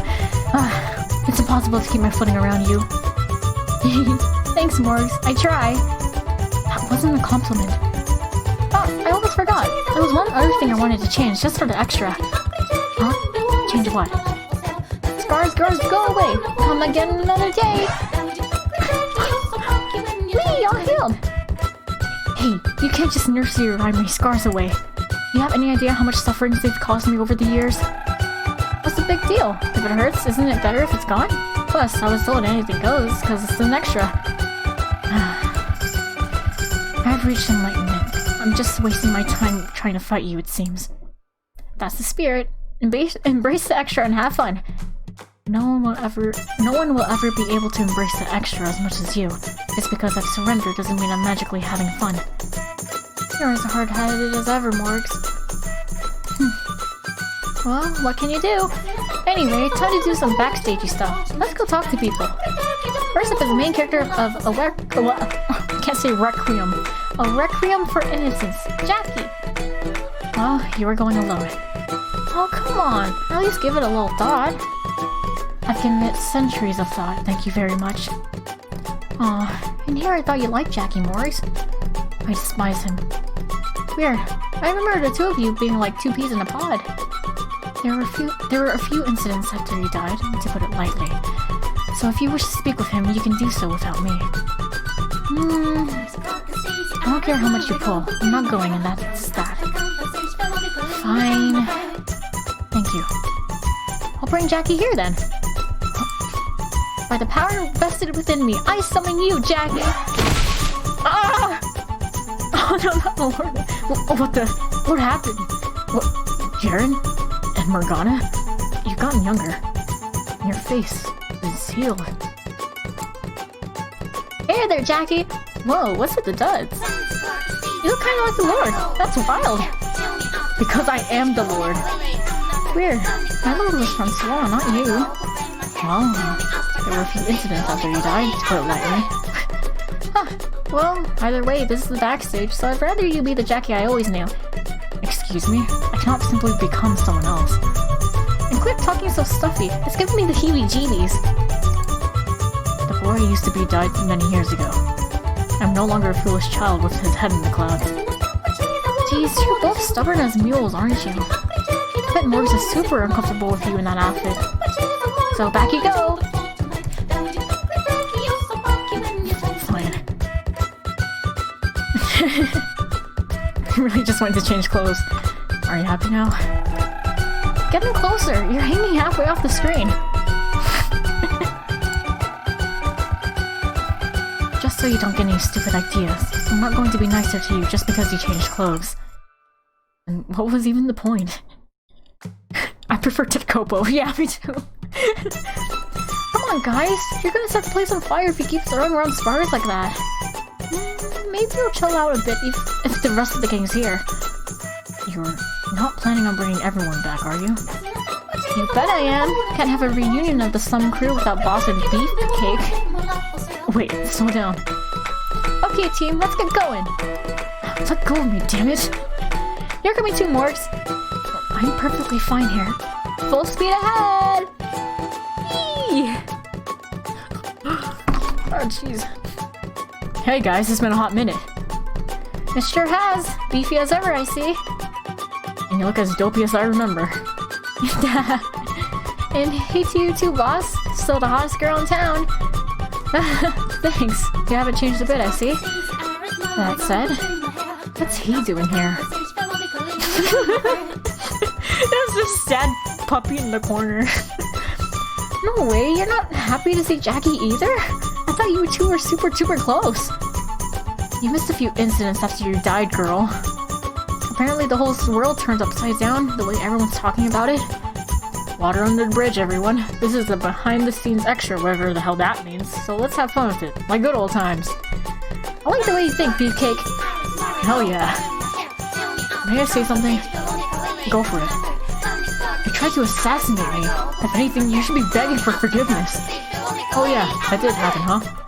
Yes, it happened, and because of it, I started seeing ghosts and my console got...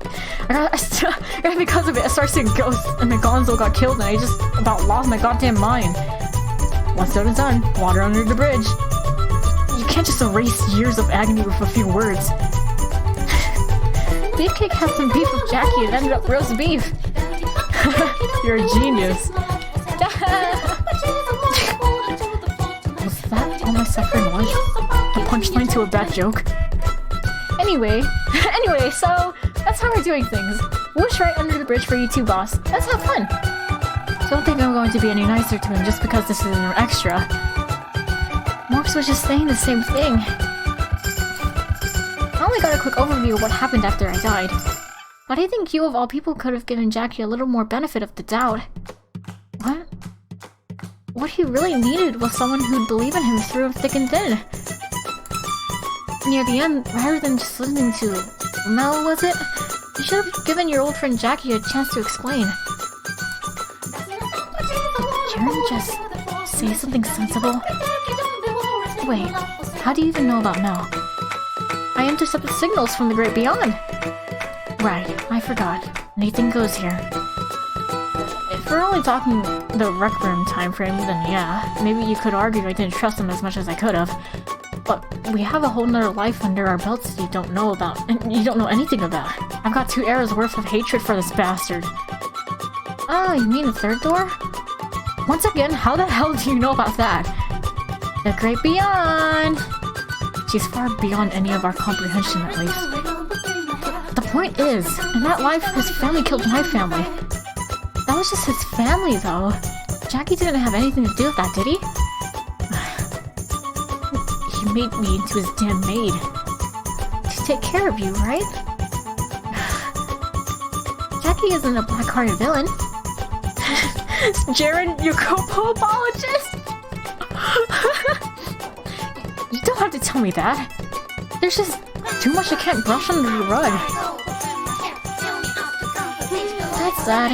It's not every day we get the whole gang back together, so I was hoping we could make it into a nice reunion. I was super excited for this backstage event. Oh, fine. We'll act normal, but only until this is over. And you quit pounding over there like a little bitch. I'm doing this, you're damn well doing it too. Right. Sorry. Just quit with the pouty shit. You didn't have any problem acting more spirited in other similar extras, so why are you being such a downer this time?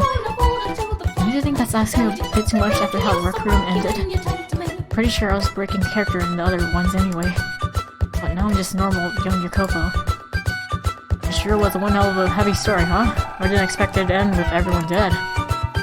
It was hardly a surprise for those of us who know how the main game ended. Yeah. Everyone could have lived happily ever after if only the attack on the brothel didn't happen. So sad. No kidding. Goddamn, if it wasn't for that. Hold on a sec. You conveniently skipped over the important fact that it was you who caused the attack in the first place. What? I didn't do anything. You goddamn know you did. You're the Lord's mole. Oh right, that. But I didn't think that was what would happen. I assumed those herbs were just a regular gift. I was just surprised out of my pants as anyone. She's never had anything inside that head of hers. Anyway, like I said, wish them under the bridge. The point right now is to have a little fun chat. The pile of crap you're trying to fit under this bridge is a bit too tall. But what do you want to talk about?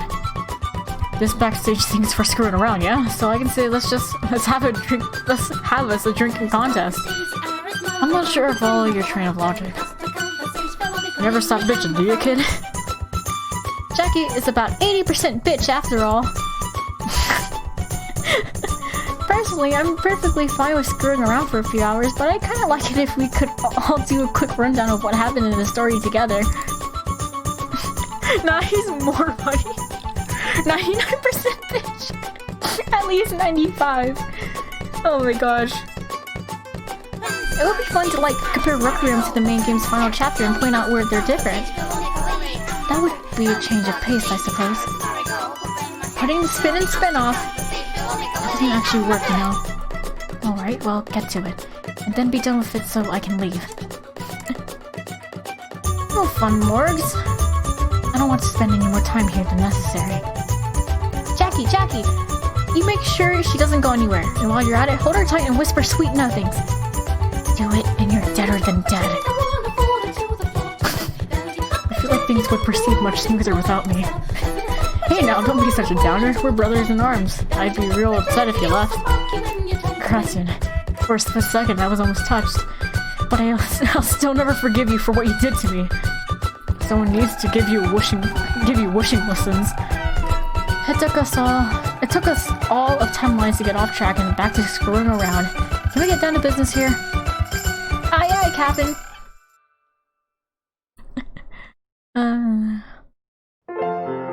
Well. Ta-da! On the right, we have the key visual for the main game, and on the left is Rec Room, where Jackie is the hero? Question mark? What's the question mark for? Rec Room tells the story of Jackie's younger days, followed by the true version of events from the main game's final chapter. The first half was probably pretty surprising to a lot of people, since we only got a super duper teensy weensy look at that part of his life in the main game. there were a lot of new characters too. Well, a whole lot of us did get lumped under companions over there, yeah? Pretty rude of them not to mention such an a memorable, sweet, and adorable girl like myself. You, certainly did leave quite the lasting impression, including how you went out. Why, thank you, Jackie. Someone needs to teach you what a real compliment sounds like. The point is, going into any more detail in the main game would have distracted from the actual story at hand, which had a different focus. Oh, you mean with Snowy? Snowy? Snowy? He's all white and cold like snow, so Snowy. You should call him that next time you see him, Jackie. Gotta make sure you've always got a friend or you'll start self-destructing again. He's the last person I want to make friends with. Oh, why? He seems like a good guy. Because Morgana's taken such a goddamn liking to him. Being friends is out of the question. Come on, Yakoba, you're so stinky. I'd rather put a bullet between his eyes. Jeez. Keep your pathetic thoughts under control. I swear on my life not a thing went through my head, Morgana. Run aloof, you bigoted asshole. For real. You don't say my name, you'll taint it. If things were going so well between you two, let me tell you something, and you might want to write it down. All is well that ends well, and all is bad that ends bad.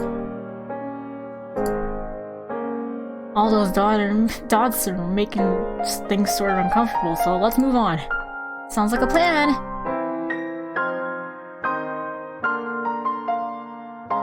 Okie dokie. Let's keep this train chugging. One of the real highlights of the first part is getting to see everyone so young and innocent and fumbling around, all the sweet human drama and a rare look at a somewhat reasonable version of Jackie. Excuse you. You can't say she's wrong though. You went really far off the rails after you became the Lord and during the third door. Oh, you were pretty down to earth in your thoughts in that flashback in the third chapter too, so why is it you have to climb up on a fucking ivory tower anytime you talk to anyone else? You're not such a haughty bitch normally. Just trying to make sure people don't look down on me. And you're going about it in the entirely wrong way, bitch.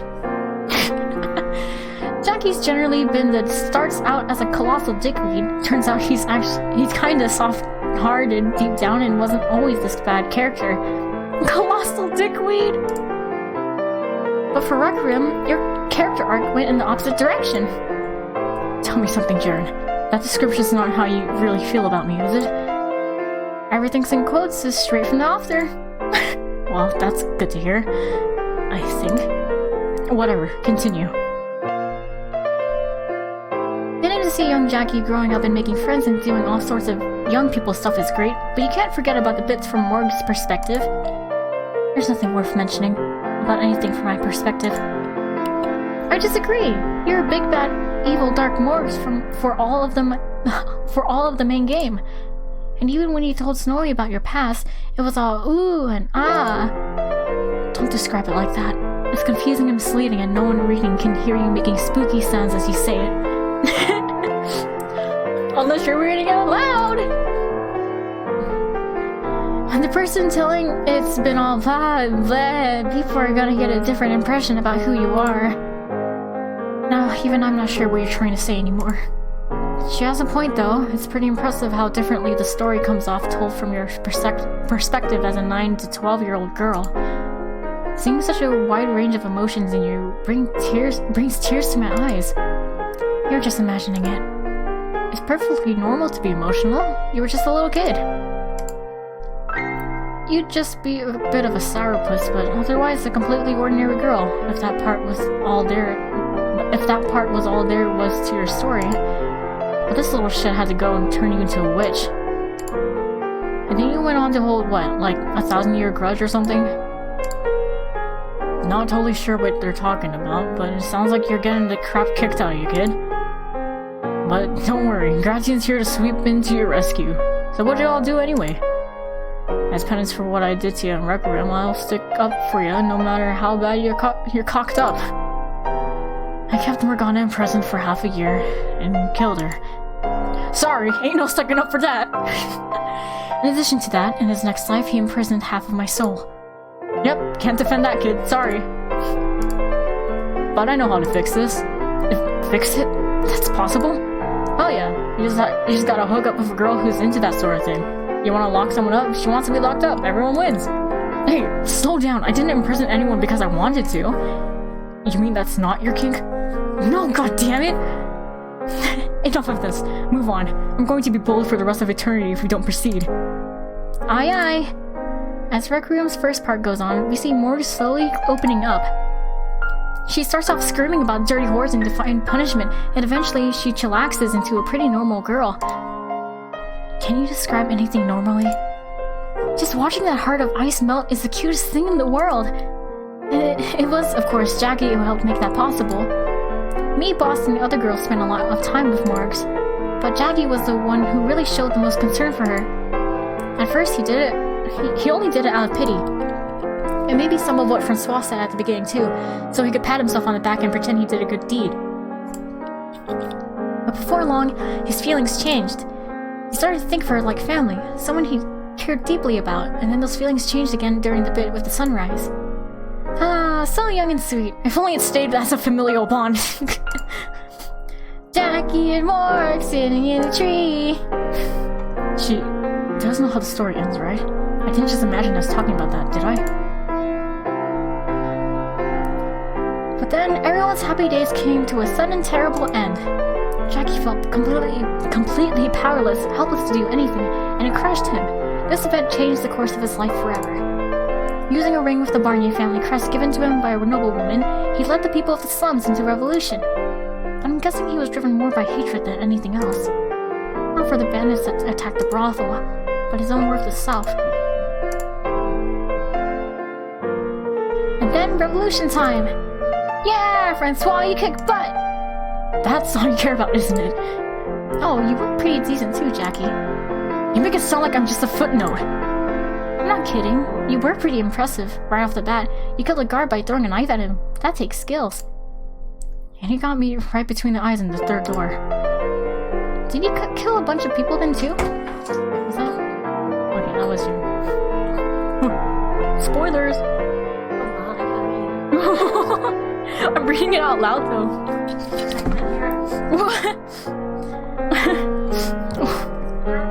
Yeah, it's the backstage thing. It's only the Steam version, so... Hello? Well, okay. Friends telling you to get out. Get out! Spoilers! No! Baby.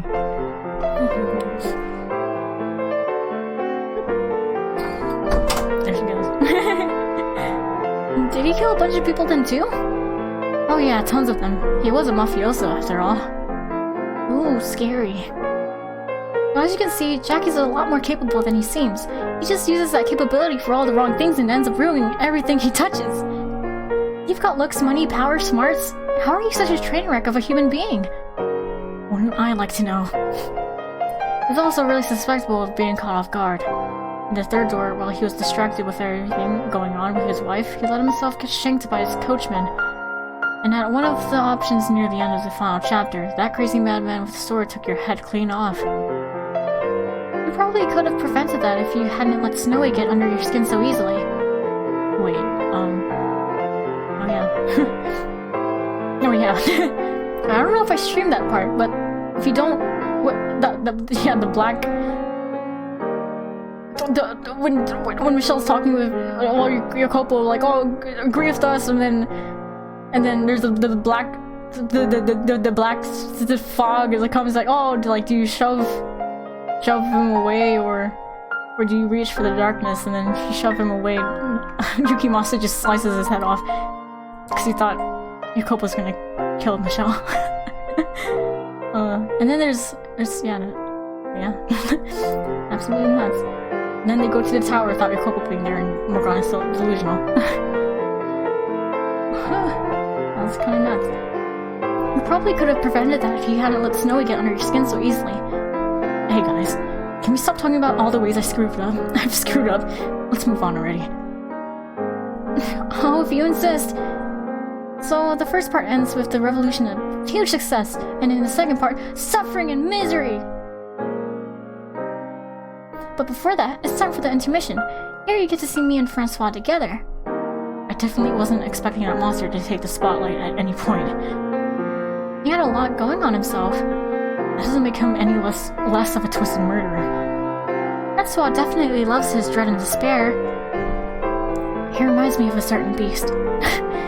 That certain beast is a bit more direct with his violence, though. I have to say, it completely knocked my socks off when we found out it was him you had a thing for. I totally thought you were just thrown into the game so Jacopo could build a harem. Either that or someone just there to, I don't know, help awaken him to his interest in girls before he went after the main heroine. If that was all the author was going to use such a disgustingly adorable girl like me for, I'd place a big dummy curse on them. What an unthreatening curse. That threw me for a damn loop too. The official site even sticking that bit in about how a certain someone has caught her eye had me convinced it was Jacopo. Yeah, the official site's character profiles are always a bit misleading. Like for the main game, Boss's profile said she was the white-haired girl's only ally, which turned out to be a huge lie. Hopefully no one tries to nail them for false advertising. You know, the more we talk about it, the more I feel like you're just really fucking pathetic, Jacopo. Shut your damn mouth, I know I am! And on to the second part. From here, we start getting closer and closer to the main game's final chapter. But Jackie's still mostly reasonable at the beginning. He tries his best to be a better lord and govern his land. As a side note, one of the traits listed on your character outline is hardworking. Here, you work your butt off to improve the city. In the third chapter, you work your butt off to improve business. But you're super bad at picking allies, so you end up not trusting anyone, unable to open up, unable to tell who's on your side and who isn't, and eventually destroying yourself for it. And to top it off, you don't like people looking down on you, so you do everything in your power to be a huge jerk. Pathetic! I want to disappear. As he gets deeper and deeper into the politics of running a city, Jackie's perspective and priorities start changing, and what really pushes him over the edge is Beefcake's beef with him. Sorry for screwing things up for you, kid. Wipe that shit-eating grin off your face. And it's all downhill from there. His console dies, and he's stuck seeing the ghost of Francois and all sorts of other dangerous people who didn't show up as more than footnotes try to do all sorts of terrible things to him. And before long, Jackie's a broken mess. I feel much the same now. Oh, and for the record, Francois' ghost wasn't an actual ghost. It was Jackie's hallucination. Snowy had some ghost troubles in the main game too, but that was a real deal ghost. Well, yes, it was me. I would have much preferred to have Morgana tormenting me than Barnier hovering around trying to undermine everything. Seriously, dude, keep your masochistic fantasies to yourself. Would everyone stop trying to read my goddamn mind? So little by little, the old Jackie disappears and he turns into a bad guy. That's one of the most painful parts of the story, watching someone put in an honest, solid effort to improve things only to end up being corrupted. Like I was saying earlier, Jackie really needed someone he could trust in his life. It would have been nice if he could have found someone else after Odilon died. His name is Odilon. I know! It was a pun on old and lone. You can't just smash two words together and call it a pun. What you should have done is made me your console from the get-go. I would have never been able to get anything done, and it would have only enabled you to go after my head quicker. Have a little faith in me, kid. You were always really aggressively competitive with Jackie. If anyone, I think it should have been Boss as his console. That was my plan, and it's the whole reason I was learning to read. Aw, I had no idea. Never ended up being any use, of course. Boo, I think if you were going to go see him, Boss, you should have done a lot sooner than you did. Excuse me? It would have been better if you'd crashed in shouting, "What the hell are you doing, Jacopo?" the day he put Beefcake's head out on a spike. You would have probably still been able to get through to him then. Of course, you're plenty at fault here too, Jackie. You need to learn to be more open. But that doesn't let you off for not dragging it out of him either, boss. I can't believe she's got Maria with her back to the wall. You seem sharper than usual here in the backstage, Jiren. I thought you were supposed to be an airhead. I flipped on my super smart switch for the occasion. Super smart is clearly an exaggeration, but I can't deny you're much more clever than you were in Requiem. Author tweaked me a bit, because we wouldn't get anywhere otherwise. I can see the fourth wall crumbling. Hasn't it always been my job to run these things anyway? Why did you end up with it this time? Because if you were in charge, you'd skip over all this and go straight to see Snowy. Proceed. Aye aye! So once Jackie's gone off the rails, he starts getting cruel and merciless. He tears down farms and works slaves to death, and overall everyone kind of starts hating his guts.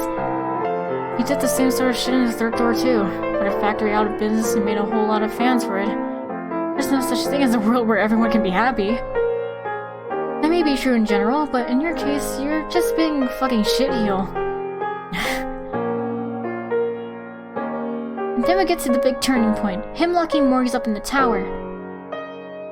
About that, Morgana, the only wishing I will be doing is sending your soul straight to hell. What? Your soul straight to hell. This is the one screw-up you really can't talk yourself out of, though it's at least more understandable than how it was presented in the main game, I think. That was the super short version of it, so you didn't get to see much of how he had painted himself into a corner. But here, that was the focus. And then we switched over to Morg's perspective. Probably the most important part of seeing Morg's perspective is that scene where she finally throws off her mask and reveals her true feelings. Yeah, that. I can't believe you felt so strongly. You didn't even hint at it when we were together. But then you just straight out said, "Will you stay with me?" That was a dream sequence, you oaf. What? It was a child. I was a child and my mind was running wild. There was nothing to it. I just brush it all under the rug like that. It's too important of a moment. But I know the truth. You don't actually hate me. I don't completely revile the slave man. But I will always detest you for Lord. Now can you imagine my utter dismay upon learning the two were the same? I'm sorry. Man, you're getting roasted from every direction for this backstage, Jackie. Considering how badly he screwed everyone over, is that a surprise? So back to the story. While she goes all sappy once, Morgs ends up hardening back up as she spends more time alone. This wasn't mentioned explicitly in the game, but apparently one of Lone's men actually stopped by her little lakeside cottage once. What? But since Morgs didn't open the door to anyone who wasn't there for her leafy greens, she ended up chasing them off. I believe the exact phrasing was, I quote, "I sent away anyone who wasn't here for medicine." That's what that line was there for. Exactly how many opportunities were missed? Things might have gone differently had she opened the door. Morgs makes her way to Lord's Manor, where Jackie's waiting. They have a heartwarming reunion, and then she becomes his consul and transforms the city into a theonomy. It becomes a new holy land for which a new wave of crusades begins. Exciting stuff! Oh, that would've been cool. You realize the crusades began almost a century after we all died, right? Anyway, I couldn't have made her into my consul if I had found her. If anything, my bride. Shut the hell! I will murder you with my own two hands. For the love of God, stop reading my mind! Stop thinking these things then, Yakobo! Jeez. While she's all holed up, a flaxen-haired young man pays Morgs a visit. The boy formerly known as Mel. What's he known as now? The boy formerly known as Mel manages to get through Morg's shell briefly, the reason for which is a lot clearer in Requiem. Of everyone and everything from her old life, it was a slave man she could ultimately never forget. I did forget his name and what he looked like, though. Maybe things could have turned out differently if he hadn't. Remembering you wouldn't have made you any less of a monster, thank you very much. And it was more like you locked that information away than actually forgot it. I bet you'd remember just fine if you'd reunited in better circumstances. What a crazy bonkers reunion that turned out to be. Everyone who played the main game already knew that. knew about that, though. The scene where Morris confuses Jackie for Francois is clearer here too, I think. Snowy did mention how Morris wasn't quite in her right mind, but it packs a lot more punch actually seeing it from her perspective. Yucky cutting off her arm definitely... Yucky! She called Yucky once a Yucky! Yucky cutting off her arm definitely messed her up pretty bad. That's the least fitting name yet. Yucky! Would you please stop coming up with increasingly convoluted nicknames for people? Just call that infernal creature Bestia like everyone else and be done with it. Alright, Bestie it is. That's even worse. So the two of them are finally reunited, and it's very tragic. Jackie is torn, he wants to set her free, but he can't, and the reason for that is, again, much clearer in Requiem. Clearer, but still far from convincing. This is also about the point where he figures out that Francois's ghost is actually a delusion, all in his own mind. I refuse to believe he wasn't real, though. Getting a little off topic here, but in the third door, we see Jackie has a real beef with anything supernatural or not provable by science, and this is where that came from. Not just the ghost, but the miracle blood was a huge part of that too. It left a mark on his soul that never went away. Never thought he was just a wimp who can't handle ghost stories. Oh, that's true too. I'm not surprised. So Jackie ends up lying to himself about what he really wants and keeps Morgs locked up in the tower. So that really isn't your kink? That's the first thing you say after not talking for God knows how long? It didn't seem appropriate for me to butt into this part. How many times did you tell her I'm gonna show you the world, and then all you showed her was a big old brick wall? You don't have to remind me. I feel bad enough about her already. Yukopa, I knew, wasn't the kind of man to do that to a girl. It's kind of depressing to see that even an upstanding guy like you can fall so far. Yep, while love was one of the big themes of the main game, friendship and companionship was more the focus in Requiem, and all the different ways it can break apart. It's enough to make me cry. I thought you were incapable of feeling sadness. I understand loneliness. I can cry about that. You say so. Going a bit out of order, but speaking of friendship, Maria had that real killer bit where she was talking about how everyone was gone and they weren't gonna come back and all that. Yeah, that sounded like hell. My friends mean more than anything else in the world to me. Oh, it got super heavy in here real fast, huh? Moving right along. Next up, Boss tries to confront Jackie. Here's where things start diverging from what was in the main game. What you see in Requiem is what actually happened, and the main game is more like a simulation with Snowy thrown in, so things go off course real quickly. On Snowy's very first day, he manages to convince the boy formerly known as Mel to work with him. Why do you keep saying formal? Why do you keep calling him that? I feel like it.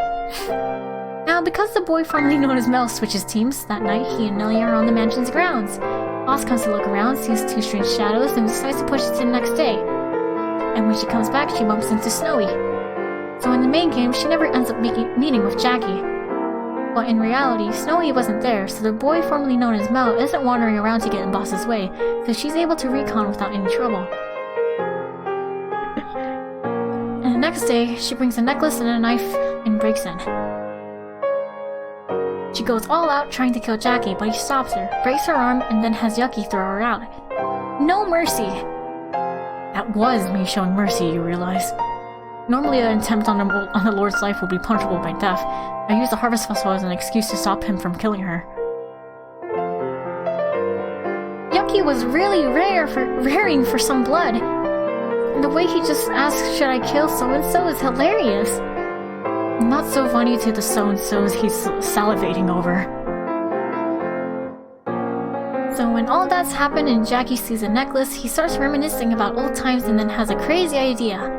He decides to impersonate his old self, pretending to be the slave man who once saved her from the Lord, who he is now. Talk about super bonkers. I was completely out of my mind at that point, yes. Not even going to try to talk yourself out of that one? How could I? In the main game, Jackie doesn't go up into the tower alone with Morgs, so he never gets a good look at her condition. It isn't until they all go up as a group that Snowy points out what bad shape she's in. But in Requiem, he does go up alone, which is how he realizes. He confesses his true feelings, but Morgs is so broken it can't even get through to her soul. So she doesn't hear anything he says.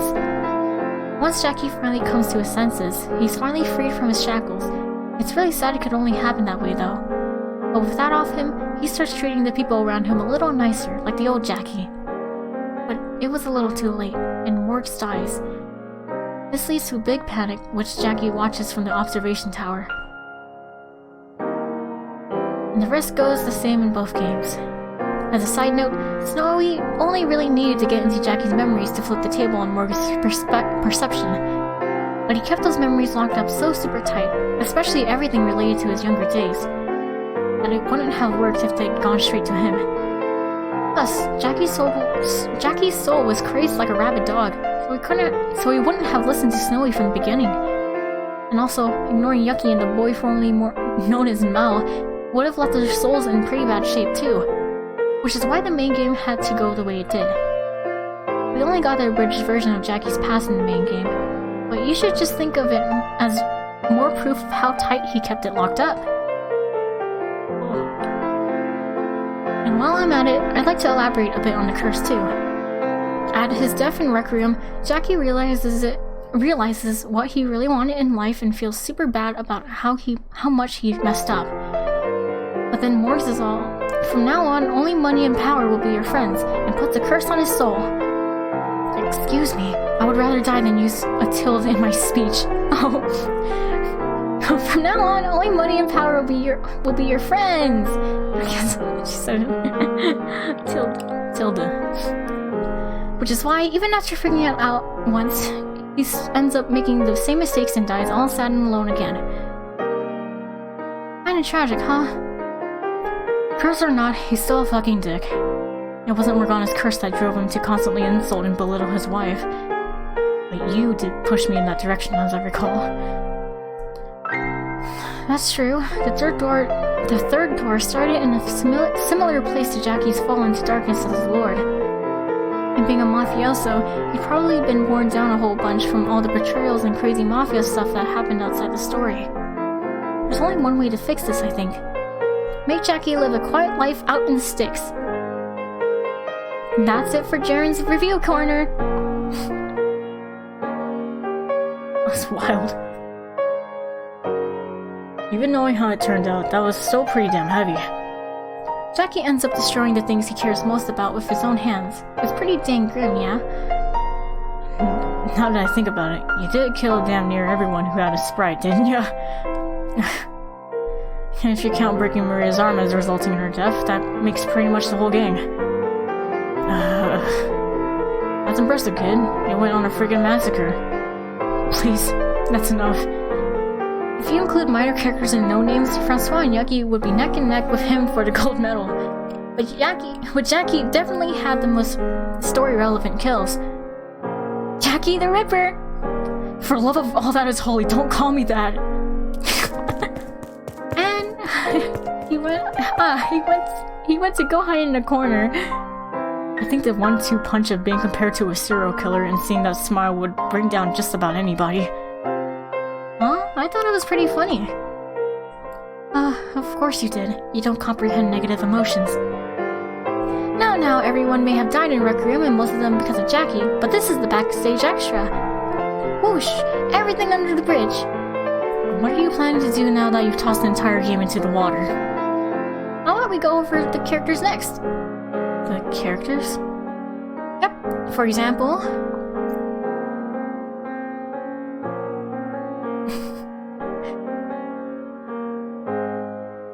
We're looking. I'm assuming everyone has full... This is what I look like. I'm assuming everyone has full body sprites, but... like, Jaren's is the only one we ever see, like, a full body of. I'm sure everyone's picked up on this already. But according to my outline, I was missing all my screws right off the bat. And that's why you're always so cheerful. Not because you're optimistic, but because you're mad. Some part of my brain just never turned on, I guess. So not only are you air-hidden, even that air is worthless. Also, I have a dulled sense of pain. You kinda have to make it through a childhood like that. It didn't come off as bad as it really was, because it was colored by you being eternally happy-go-lucky, but thinking back on it, that was some real dark shit. Especially that whole bit when you were 5. It seemed pretty normal to me. The world is bad enough without everyone having to go through that. Okay, next up, Beefcake. Oh, we're gonna look at all their sprites. Ah! We're looking. Wow. Amazing. Cool. Fantastic. Wow, his arms are veiny. And here's my full bod. What do you think? Looks pretty tough, don't I? Beefcake's profile describes him as a wild animal with an unbeatable competitive streak. He's an act first, think never kind of guy, and the second biggest doofus in the cast, only after me. Hey now, that's just mean. I mean, I hate planning everything out, yeah, but... Wait, oh, that's crashing. I mean, I hate planning everything out, yeah, but still. He's like a giant huggable gorilla / big brother figure who tries to fix everything by punching it. Which is one reason him trying to poison Jackie stood out so much. He was so upset it caused him to resort to real underhanded methods. Hey, you can't tell me I'm wrong. I'm way stronger than he ever was. I bet most readers didn't have a very good impression of you with the way you went out either. You think so? That's kinda a downer. Alright, wish it all under the bridge, guys. Whoosh! I'm not enough of an idiot to keep up with these two. But, you know, maybe some readers saw what you did coming, Beefcake. There was a line in the main game that went, like, I invited an old companion to my manor to discuss matters, but the meeting only turned into an attempt on my life. Yep. If someone had a really good memory, they could have maybe made that connection, and guess what you'd end up doing? I guess you got that kind of right. I didn't leave on the best note, so what I did to Yukopo was real shitty. I was cocky and told myself I was better than him in every way. But at the same time, I wanted to be, you know, there with him. Maybe I wouldn't have made a good counsel, but there are other things I could have done. Like head of your guard or something. I'd have come running to be your right-hand man if you'd just sent for me.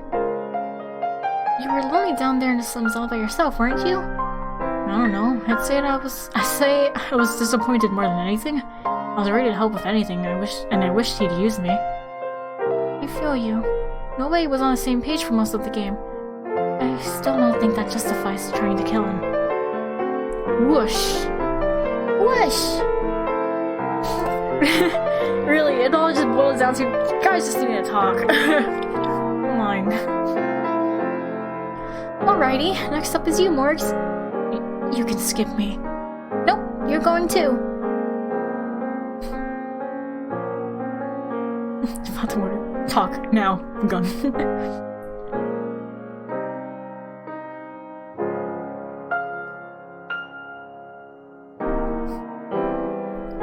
So there's a full view of Morgs. This is when she was still itty-bitty and her clothes were way too big.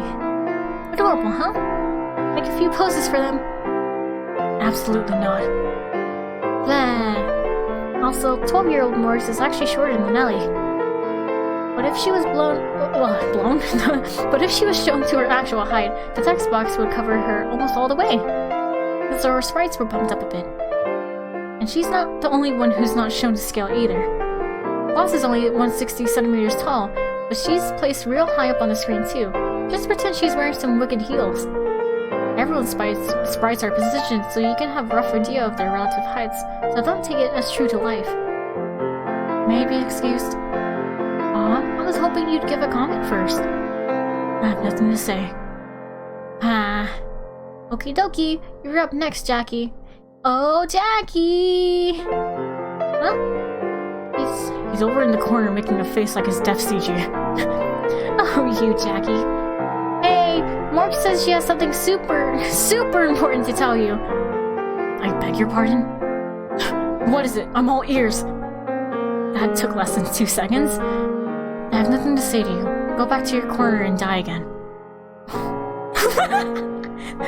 Stop! It's your turn to show your full body sprite, Jackie, so perk up and make yourself presentable.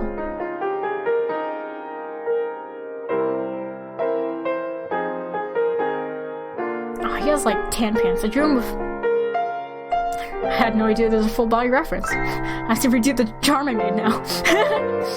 Whatever. I said perk up, not whatever the heck that is. You may be excused. Not you too. Why can't you go back to the tough-spirited Jackie from the first half? You were super duper impressive in your fight against Francois. You think so? That was certainly your peak at least, and it was all downhill from there. Oh. More! I was just getting him back in the spirit. We talked a bunch about what kind of character Jackie is already. He's just as inadequate as he looks. I'm not inadequate. Jackie's got two modes, his softer, more approachable mode, and his all business, no fun allowed mode. It's the latter we're all most familiar with. And it's not till you see things from his perspective that you realize there's more there. On the outside, Jackie just looks like a huge monster. Especially all the ways you killed Snowy in the main game. Talk about ruthless. It was that man with the sword who did most of the killing, as I recall. You did shoot him, and you ordered him killed several times. Yeah, that's pretty much the basis of what all the bad ends within the final door was. Maybe that'll teach him to toughen up if he wants to be pro-tag material. How can he call himself a hero if he doesn't even know how to wield a sword? He's got the vitality of a housefly and a little sunlight's enough to knock him out. How much more pathetic can he get? He's a pacifist, like Gandhi. Except for the time he attacked me with a goddamn whiskey bottle. Wait, what was that? I forgot when that was, but that happens. You can't complain about something that happened in a game that was never translated to English. Oh, so wait! I want to know now! What the hell? You're just confusing readers. Get his ass! The point is, Snowy's the total opposite of you. Plus, he's actually somewhere in between boy and girl, so you shouldn't go trying to apply your fragile masculinity to him.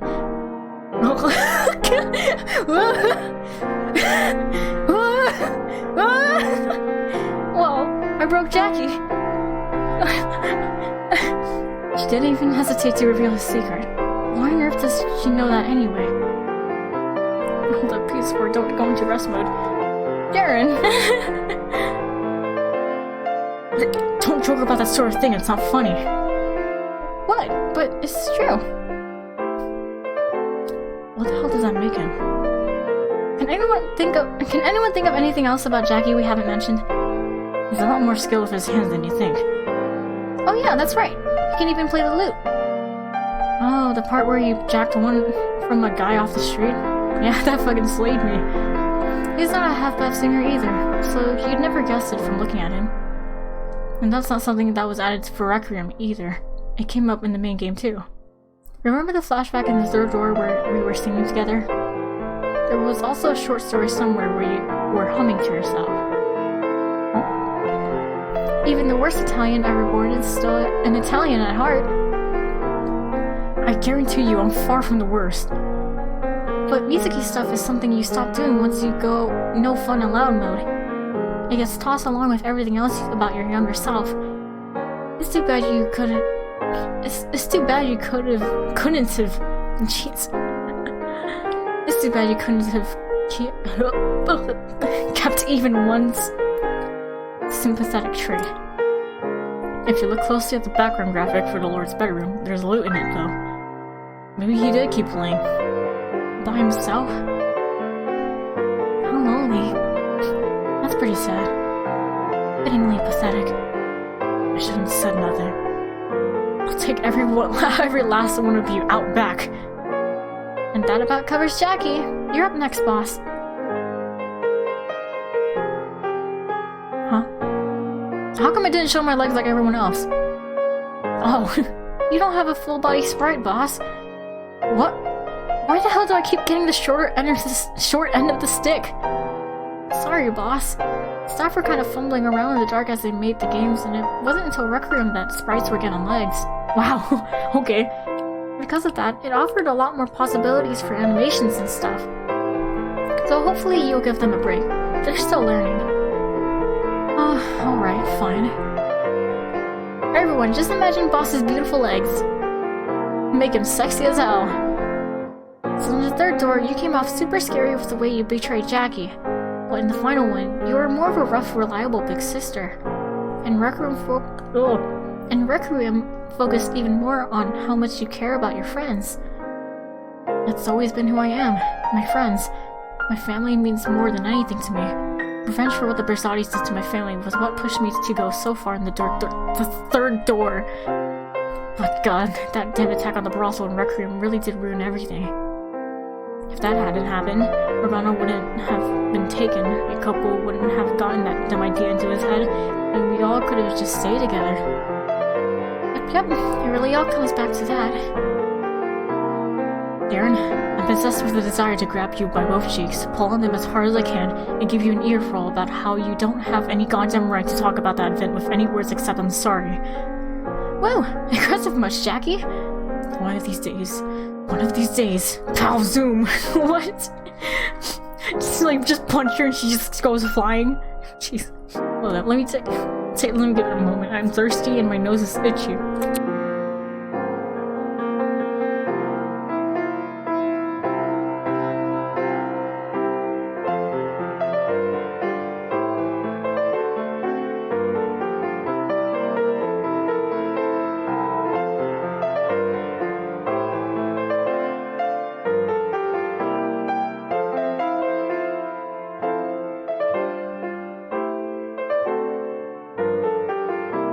Alright. Although the main game did end with me and Jacopo not on the best of terms, so it's nice that people got to see us enjoying ourselves in Requiem. I suppose so. Okie dokie, so that covers the main 5 of us from the slums. Next up is Jackie's favorite console. Oh, Odilon is going to be here. I don't know how I can face him after how we parted ways. Hey, Jared, do you think you could wait and do his Oh, Odilon! Hey, damn it, let me... Old man! This has been much too long. I must confess, I was not expecting to be summoned here. Hey, nice to see you. Well, why such a guilty look on your face, my boy? Did you do something you would be ashamed to admit to me? Twas but a simple lark. Hold your head high, my lord. I bear much of the blame myself for leaving you behind so early in your growth. No, you're not to blame for any of my mistakes. 'Twas my sworn duty to teach and guide you for the length of your rule. I should have chased that scoundrel out despite your objections, perhaps even poisoned him myself. Whoa, Grandpa, getting a little feisty there. Silence, peasant. You were the one who made an attempt on his life.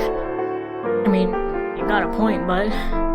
Hey, you're forgetting to whoosh. Everything under the bridge. Now's the time to have fun. You know, Jacopo, it strikes me... Yes? You're not a total shit heap when you got someone to keep you in line. Like I said, Jackie just needs a friend. A friend would help, sure, but what he really needs is someone to kick him in the ass every time he tries to steer the train off a fucking cliff. That metaphor doesn't even make sense. Don't try to deflect from the point, asshole! His heart is in the right place, at least. Nevertheless, I only knew him for a short spell, and he was a very hard-working man during that time, so my impression of him is mostly positive. We should show this old man what a bastard he was during the third door. I don't think I ever heard Morgana swear before. And what did he do in this third door? He constantly insulted and belittled his wife until he broke her. My lord, you must show care and respect for your family. Yeah, you're absolutely 110% correct. I regret everything I did, and I spent decades living with that regret. The reason you turned out that way must be because you had no one in this third door to guide you down the correct path. But with no one to open up to, you had to wear your mask in perpetuity, all the negativity festering inside until you were permanently corrupt. Odilon. Ergo. I shall reincarnate in the third door and ensure that does not happen. Yo, what? I will stand by my lord's side and make certain he does not stray from the path even a single step. Slow down, stop. You're going to destroy the main game's whole story. A good riddance. Please stay away from it. Jaren, hurry up and show the old man Sprite so we can get rid of him. He's going to undermine the entire story. I think it'd be fun to see what he does. No, it wouldn't. Not in the slightest. My curse will have been all for nothing. Very well. You may regard my old weary frame. Great, amazing. Gorgeous.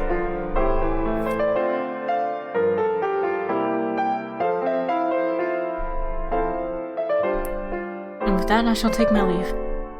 Oh, you're not going to stay for longer? A console is supposed to operate from behind the scenes. I'm happy to have been given the opportunity to briefly appear. If you say so. Be well, my lord, and may happiness find you in your next life. Thanks. And you too. Farewell.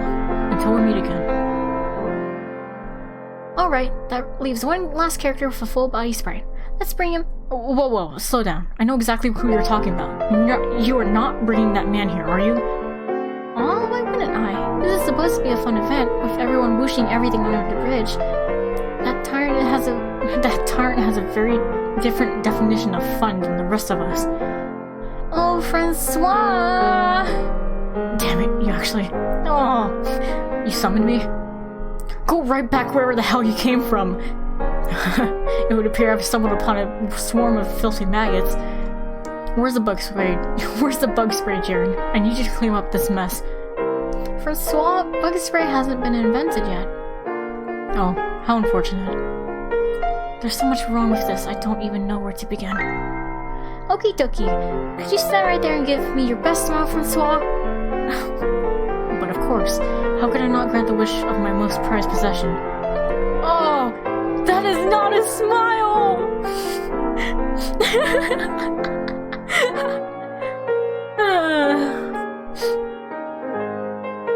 Skip, I don't care. Feast your unworthy mortal eyes upon the noble body of the great Jean-Francois Barnier. My blood is genuine, unlike a certain imposter. You're giving me goosebumps. I wonder if the real reason Odenlon ran off is because he didn't want to run into Barnier. That has to be it. I can't think of any other reason. Francois was a villain for the first half, but by the end, I think he seemed like a pretty decent guy. What's everyone else think? I cannot disagree with you more.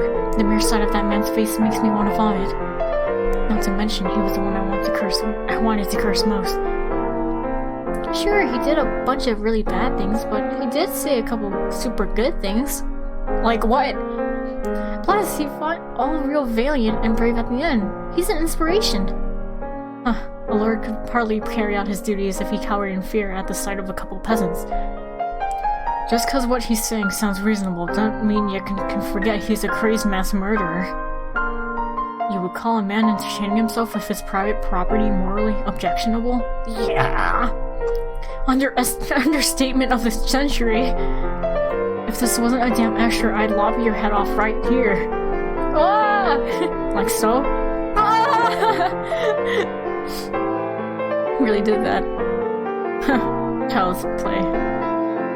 Don't just pull up that damn graphic without any warning. You're going to give me a heart attack. My soul left my body for a moment.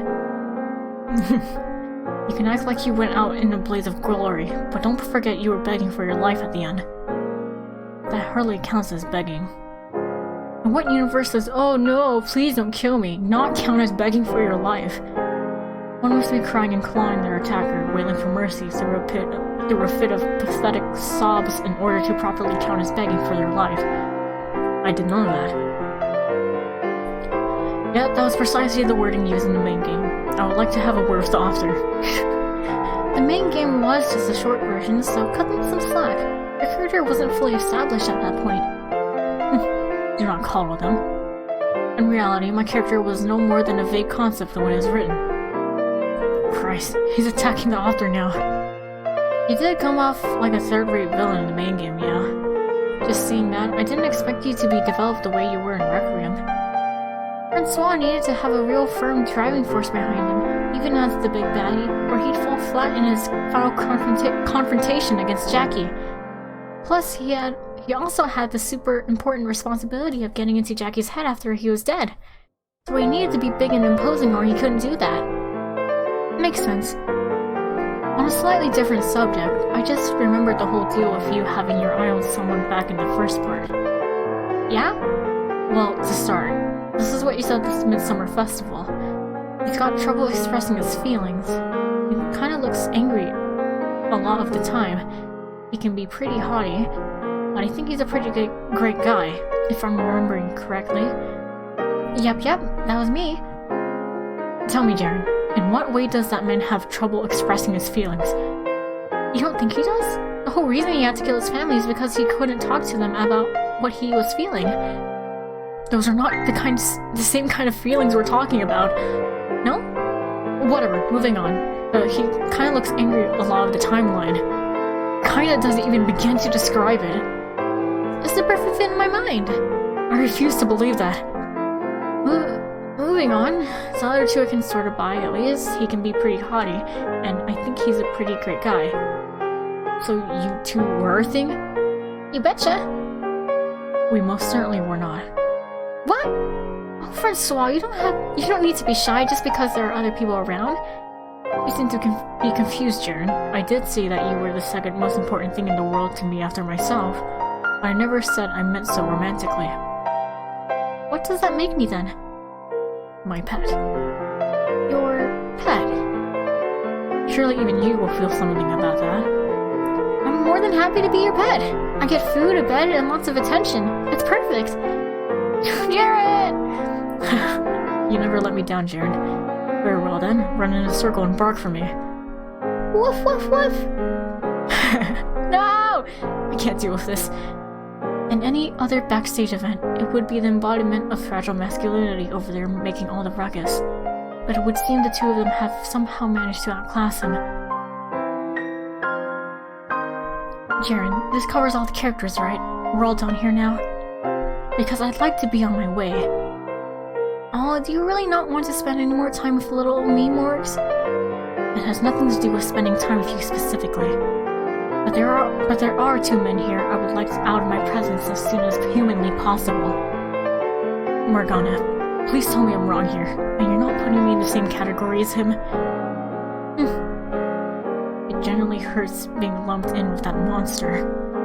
I feel like I've been kicked in the gut. So if you don't mind, I'll be taking my leave now. And going where? To see Michelle, obviously.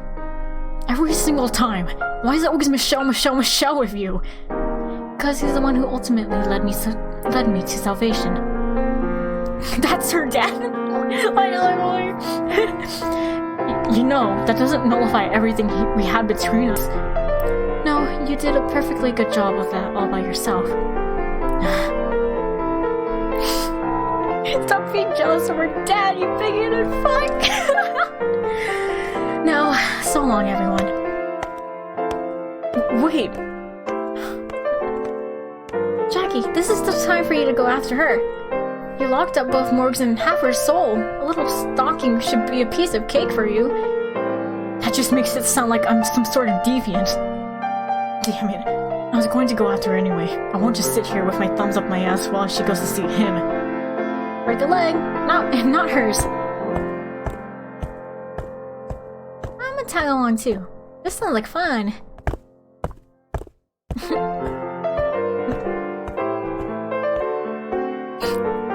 What?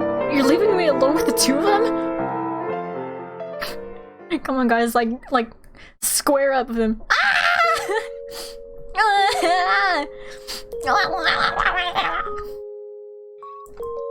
So, Michelle, what book should we read together next? The classic we read last time about almost put me to sleep. A harsh reminder of how much my mind has acclimated to the times. Then, how about something lighter and more modern? So, perhaps Harry Potter. What in heaven's name was that? Is someone trying to break in? I'll call the police. You stay there. I'll go look.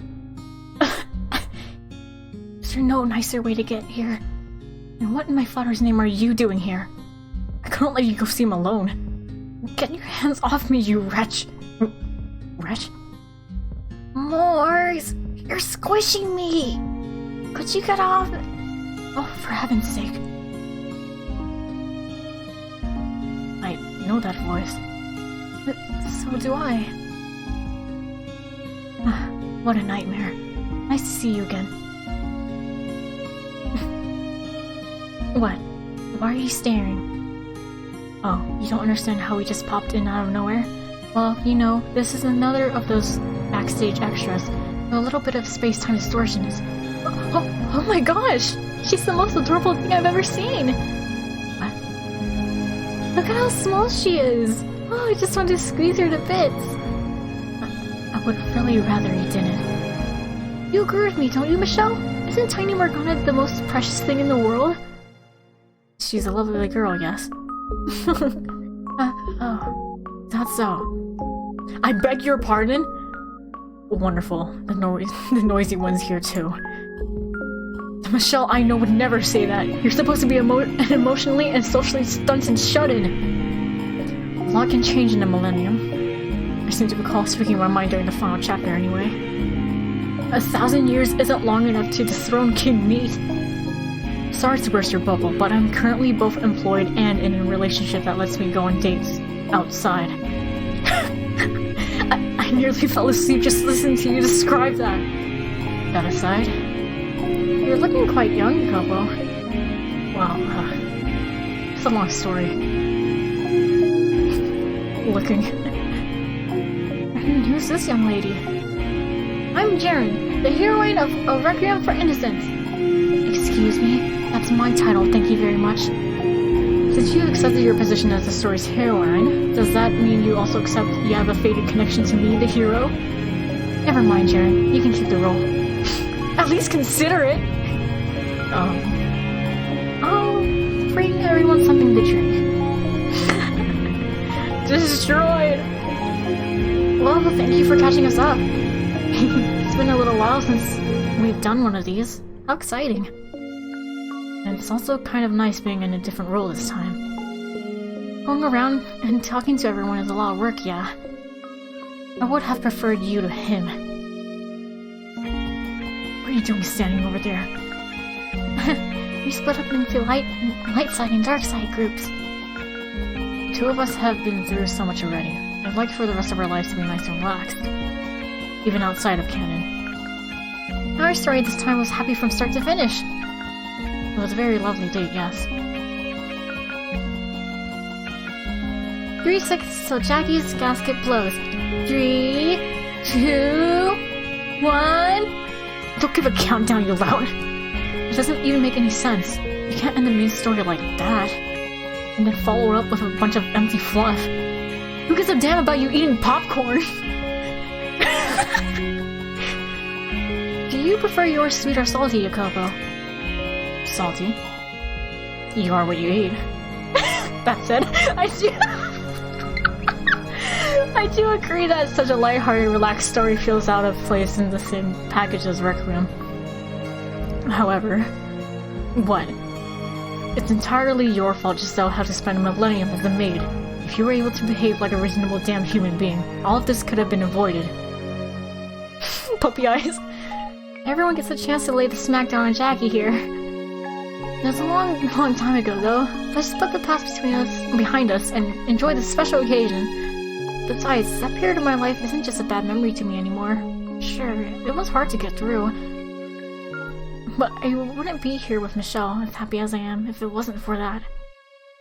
All's well that ends well. The main game may have had a good ending, but Requiem most certainly did not. Alright, let's talk about something else. I'm gonna die of an ulcer at this rate. Michelle, Jaren was telling me something curious earlier. And what would that be? That, you're, well, how should I put this? Just spit it out, you're giving me the creeps. That you're physically only partly a man. First of all, where on earth did Jaren hear that? And second, why the hell would you bring that up in a casual conversation topic? I guess it's safe to assume she was telling the truth. I'm sorry, Snowy. I never meant to hurt anyone. But she frequently does, because her head's as empty as Jacopo's heart. Also, is Snowy referring to me? Cute nickname, isn't it? Sure, I suppose. Call me whatever you want. Fine. Do you have a nickname for me? Our names both start with J sounds, so that could get confusing. Let's see here. How about... Boo! Don't you dare finish that word! Okay, Ellie it is. Ellie? just Ellie. Ellie. Yay! It feels so nice to be called by a nickname. Quite frankly, it's not a detail I wanted to go spreading around, as my body was a source of much torment in my life. Michelle and I traveled down similar paths. I was a saint who became a witch, and he an angel who became a demon. Or that was how we were seen by others, at least. The both of us, we were like unto God. As you are as far from God as man can fall. Well, that doesn't change what I think. That you're just an ordinary girl. Nothing special, breathing the same air as me. While I was the one who helped her turn back from the witch in the main game, you should offer her your hand next time, if there is a next time. And don't let go. I've made it perfectly clear I have no intention of our souls crossing paths ever again, and he's already said his goodbyes as well. However insignificant the chance may be, it's human nature to want to root for it to happen. One such improbability was the last scene of our story in this game. We managed to reunite, so I'm sure everyone else will too. If by some cruel twist of fate I am to cross paths with him again, I will still never forgive him. I don't expect you to. In any event, didn't the author say somewhere I was supposed to reincarnate into a butterfly, or a cat, or something similar? Ideas come and go. Consider that yet another of many possibilities. That would have been a much crueler twist of fate than anything. Requiem was already much darker than I had anticipated. All I had seen before this was bits and pieces of his past. It's hard not to pity him for the way everything crumbled down around him in his younger days. I didn't know how the ending played out either. I always assumed he had just kept his feelings to himself and let Morgana die. I was surprised when he actually told her at the end. Of course, he waited far too long and none of it got through to her. What's the matter, Snowy? You're staring off into space. It's nothing. In any event, good luck to you. I don't need your damn well wishes. Very well then. It'd be amazing if we could meet up in the present day too, Morgs. I bet we'd be right about the same age, maybe in secondary school together. We could even be in the same class. That'd be great. I would drop out the first day. Aw, why do you have to be like that, Morgs? You never stop talking. Then I'll try to talk less. But I really want to be your friend again, Morgs. And there's all sorts of stuff we could do together, like go shopping for cute clothes. And because I'm such a big doof, my grades would be terrible, and you could help me study for tests and stuff. Oh, and then Francois could be our teacher, and it'd be perfect. A perfect nightmare. I expect that class would show up on the news within the first month. Oh no! Well, we seem to have gone off track. May I ask why you're asking about what's between my legs? I just thought I might have to be more careful with my words if it was true. Are you even capable of choosing your words? Oh, for the love of God! Your tongue's gotten much sharper, Michelle. I have had 1,000 years to work on it. Now, you don't need to get weird or walk on eggshells. I'm a man and that's all there is to it. My being intersex does not change who I know myself to be. And this body is no longer a cause of fear or anxiety. I've made peace with who I am, and you should too. Yay! Very well. It seems prying was not required. I will continue to treat you the same as I always have. Please do. You know, while I'm not at all fond of your high and mighty act, that was actually moderately decent of you. Only moderately? You're much more agreeable like this, and far less grating to speak with as well. Lord/businessman Yakobo is a massive riot, though. Never once have I tried to get a laugh out of someone. Yeah, Yakobo, in your description on the main game's website, it said you will readily toss aside anything to achieve your goals. It just struck me that you yourself was one of those things you threw out. Dumped his whole life into the garbage he did. Put a sock on it. Try to be a little more selective about what you get rid of next time. At heart, you're not a completely evil man. So back to the previous topic, Snowy. You said your body's the same in this life as before? That's correct. I used my wish at the end of the main game to reunite with Giselle. Of course. But I have no misgivings about my body anymore. I've embraced who I am, and I'm firm in my identity, but the most important thing to me is being with her. And together, there's nothing we can't accomplish. Indeed. Save it for when you don't have company. Well, I hope you have a fulfilling life. What? Why are y'all giving me that look? Can you blame us? No one expected to hear those words coming out of your mouth. The sky's going to fall tomorrow. Did you eat something you shouldn't have? Every time I say something nice, this always happens. With that and Morgana, we've now got double blessings. We're unstoppable. We have a long, happy life ahead of us. Well, it's about time we hopped on back to our own time period. Yes, you two go on home. I live here now, in between the two of them. It's a perfect fit for me, in every sense of the word. There's no room for either of you. Farewell, Yakobo, Jiren. May our souls never cross paths again in the boundless sphere of fate. Should I drag her back? No. What? Hey, let go! Get your filthy hands off me! Quit whining and move your butt. It's just, okay. Do you want me to bite you? Go right ahead. Fucking little brat, she actually did it! Bye, Snowy. Bye, Ellie. It was nice meeting you. And thanks for helping Jackie open up a little. We didn't do anything. I hope we can all meet again someday. I'll miss you, Jiren. Me too! Goodbye. Until we meet again. Bye! Woo! She was quite the lively girl. That she was. But I had fun, and there were some nice surprises. Indeed, young Morgana showing up was certainly unexpected. Plus, Jacopo being unusually open and Jiren being this bright ball of energy were both wonderful. But the best part of all was definitely getting to see you smiling so much with everyone else, Michelle. Oh, you don't need to worry so much about me anymore, Giselle. Wee. Whoa! Where'd the space-time distortion take us this time? Get your hands off me already, or I'm going to curse your soul for all eternity. I thought you said you would have nothing to do with me anymore, including no curses. Why are you suddenly back on your high horse? More like I'm back on my game. Please, just let this be over. Just because we're currently outside of canon doesn't mean I'm going to ignore anything you did in canon. All the pain and misery you caused me is still real. No amount of joking will ever make it go away.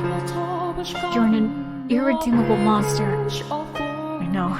I just hope that one day I can make it so the good memories far outnumber the bad. I know you said we won't ever cross paths again, but I still want to atone for what I did to you. To you and the other half of your soul. That's all I want. Your efforts will all be in vain. Maybe, but I'll deal with that when I come to it. Oh, Mel! I hate to interrupt this really serious conversation. How long are we going to have to wait here? Off to the side. Hey, look it! It's the boy formerly known as Mel! What? Then who am I now? Who the heck are you? I'm Francoise's pet! Hey, don't use that name, you buffoon! He'll think you're talking about me! What? You mean the man standing right there? General Francois Barnier?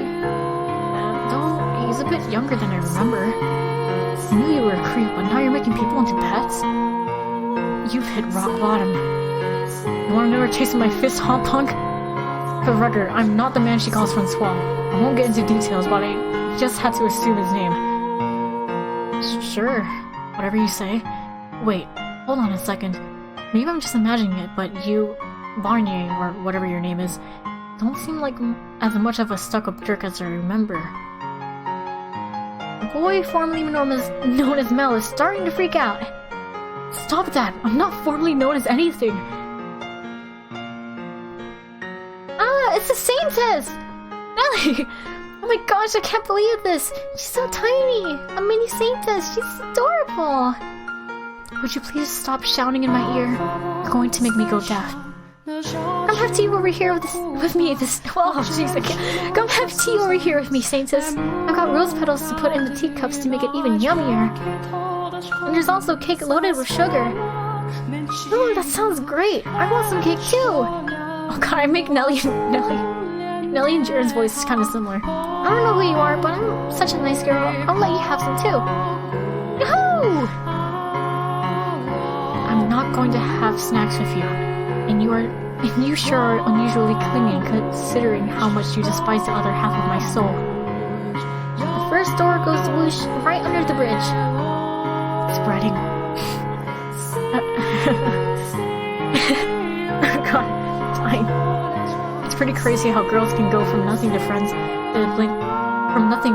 in the blink of an eye, huh? Oh yeah, who's the dirty hobo?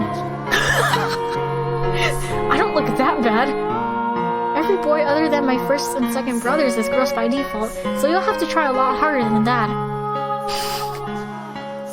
When Jackie starts trying to impress people, he gets drunk on money and power, so please don't encourage him. Yucky! It got quite lively in here while we were away. Nelly! I'm fine! I call her Nelly. Brain empty. Hey guys, it's been forever. I haven't seen you in... Well, I haven't seen two of you before at all. I swear, every last one of you has the same reaction. He says he's a lord, and that due to plot contrivances. What contrivances? He's younger than when we knew him. The Lord? It's not that hard to make the connection, is it? The Lord was more purple, I thought. Don't associate people with their clothes! Use their faces, you brain-dead feral dog! I'm beginning to wonder if Yucky would be able to tell the difference between you and Francois, even if he wasn't nutso. Oh, also, where's my second brother and the maid? Didn't they come with you? They're busy flirting with each other in the present day. Aw, that's no fair! I want to see the present day too! If you wish hard enough, maybe you'll end up there. There's tons of different cakes to choose from too. Let's go to the Cheesecake Factory!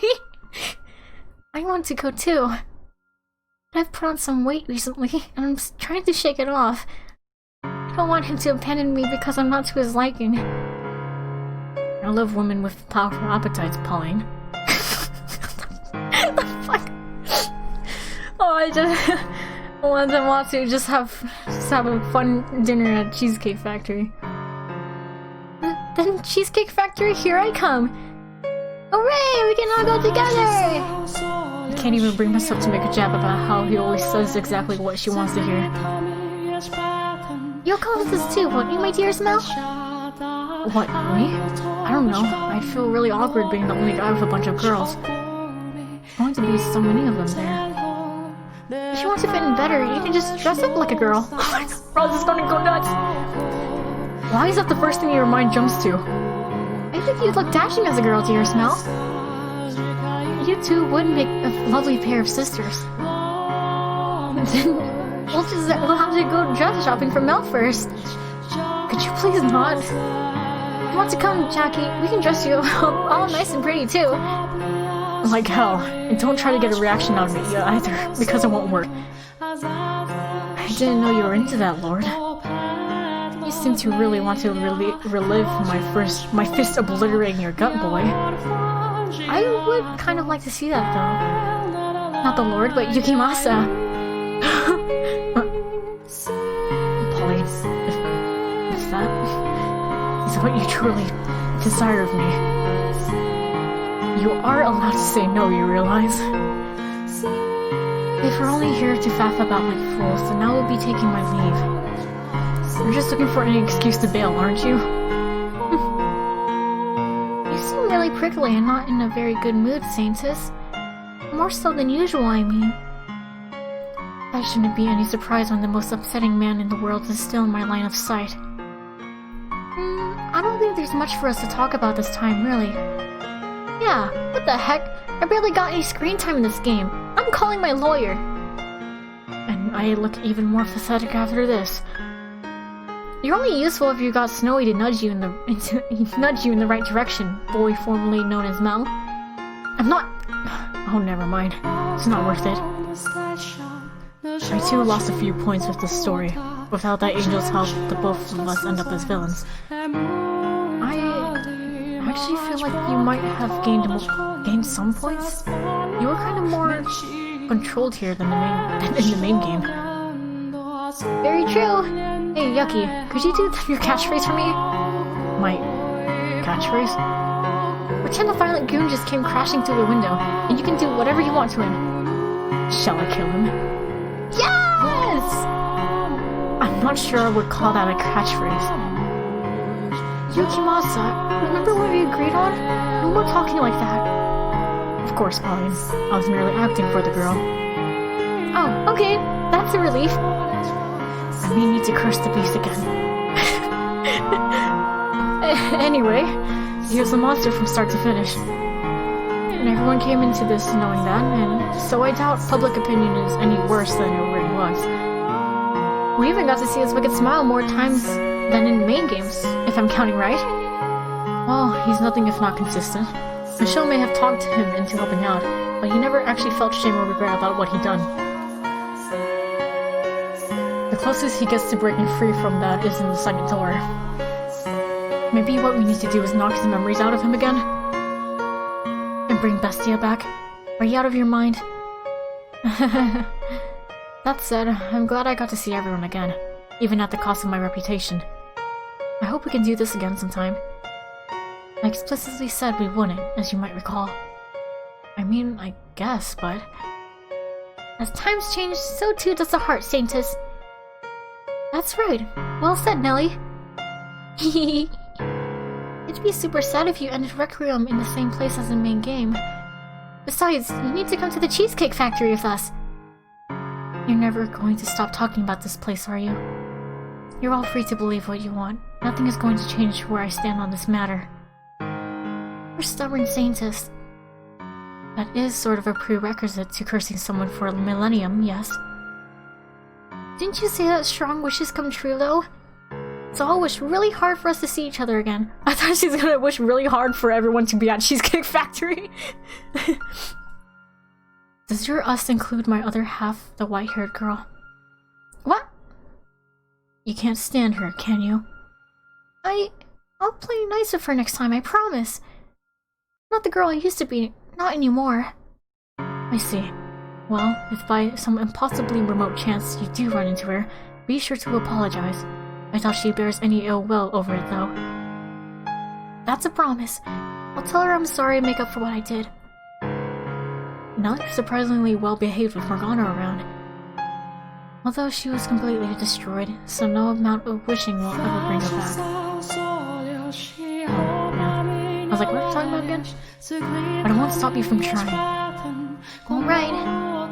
Now, I think it's about time we wrap this up. It's dragged on far too long. It's not like we get to do this more than once again, so I don't see a problem with taking it at a relaxed pace. There's relax, and then there's running around like a bunch of chickens with your heads cut off, and you are firmly in the latter category. Now farewell, everyone, until our souls cross paths once more in the boundless sphere of fate. Bye-bye, Sanctus. See you. I hope we get to meet again eventually.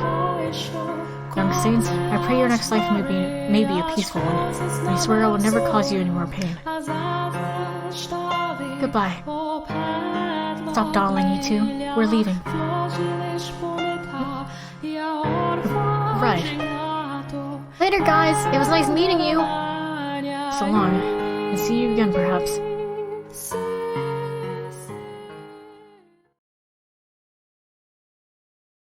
A fitting place to end, I suppose.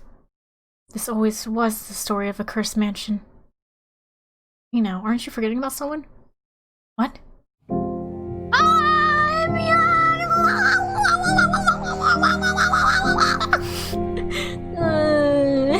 What's up? Hey, it's Mr. Mask! That's got to be your worst one yet, Jared. Oh, right. I forgot your story was included in this too. Come on, how are you gonna forget one of the best stories in the game? Whew, no idea what he looks like, but he sounds hot. Mion is a woman. Oh. Hey, both guys and gals can be hot. And I put money down on me being a better man than every other damn guy in this game. I can't really argue with that. I can't really argue with that. Who exactly is this anyway? Right back at you, buddy. Who are you? The hero. I have the strangest urge to kick those smug teeth in right now. Besides, wouldn't it make more sense for Michelle to be here to go over my part? You're 100% correct. Let's leave this worthless man behind and go visit him in the present. So stop right there. I'm not letting you go there again after how hard I had to fight to bring you back. Fine. And I'll summon Michelle here. He's probably busy flirting with Giselle right about now. I feel terrible interrupting, so just let him be. Oh, I thought you wanted to see him.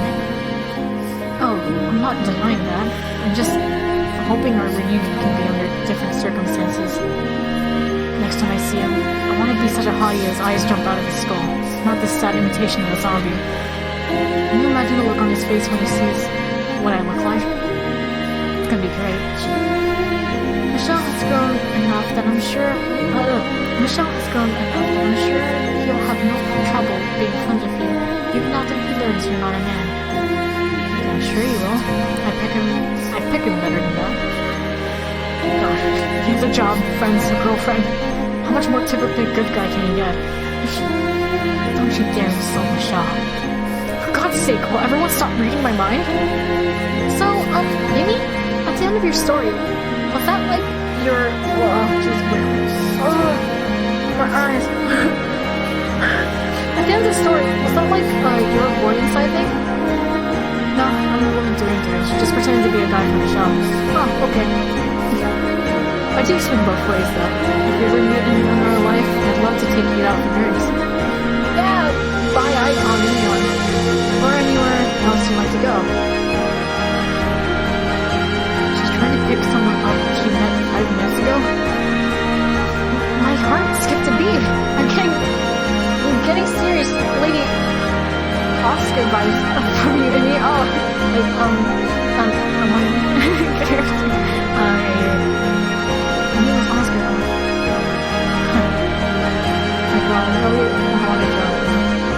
Well, of course, we should talk a bit about Essential Valley while we're here. That story was originally included in the preview pamphlet distributed before the main game was released, making it rather old. It was then reimagined into game for inclusion in the requiem. The music is just dropping. The music is dropping.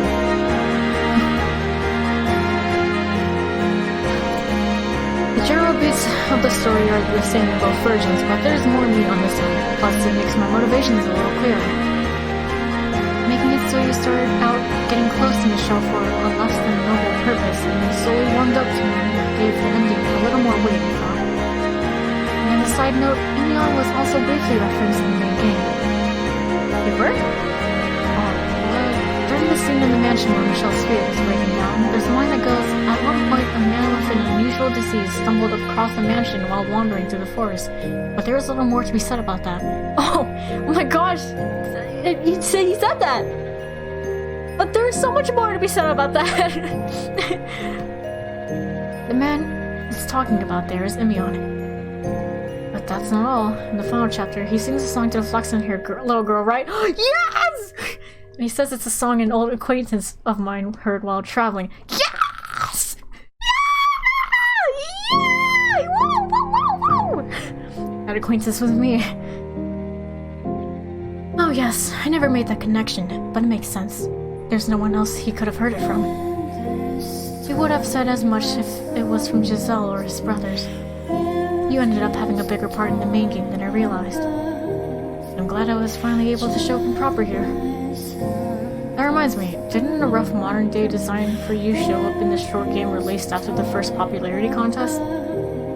It did, but I'm not sure why you're bringing up something readers would have no way of knowing since it's not available in English. No! How was I supposed to know that? You were called out for that exact thing just a few scenes back. Anyway, it's sorry to disappoint anyone reading this who happens to have seen that design, but it's staying in the idea bin for now. I'm gonna go out. We're gonna look for that. When that game was released, the staff still hadn't settled on what Requiem would end up being. They were exploring a bunch of possibilities, rather than being to make the following a light, cheerful game, which is where that came from. But they decided they really wanted to make something with more substance, that was also capable of standing on its own. So they poured their heart and soul into making the Requiem you have in your hands now, and I hope you're satisfied with how it turned out. It's pretty good. Yep, that about covers it. You know, ever since this backstage event started, you felt more like you were colluding with the author than the Lord. What? Oh yeah. Don't think too hard about it. Now let's talk about the game you actually got. The main theme of Santa Dele was friendship. That's a thread common in most of the stories included in Requiem, in fact. Friendship, and how easily those bonds can break.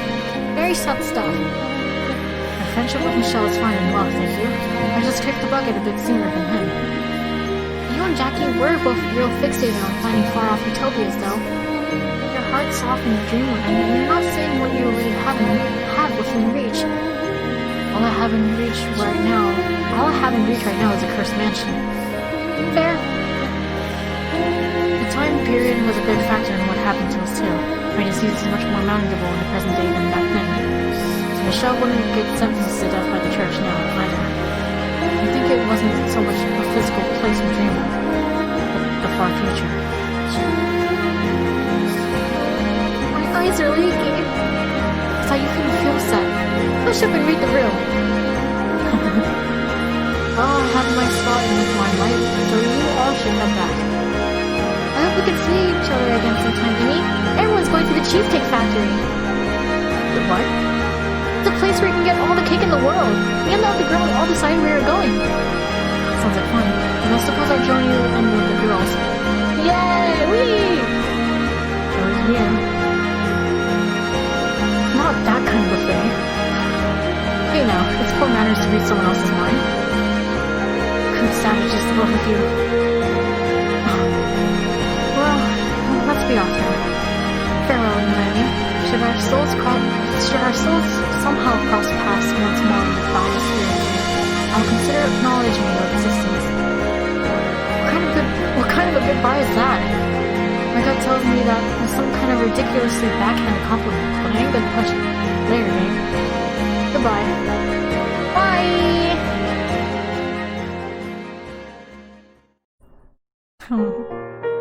Yippee! We're back!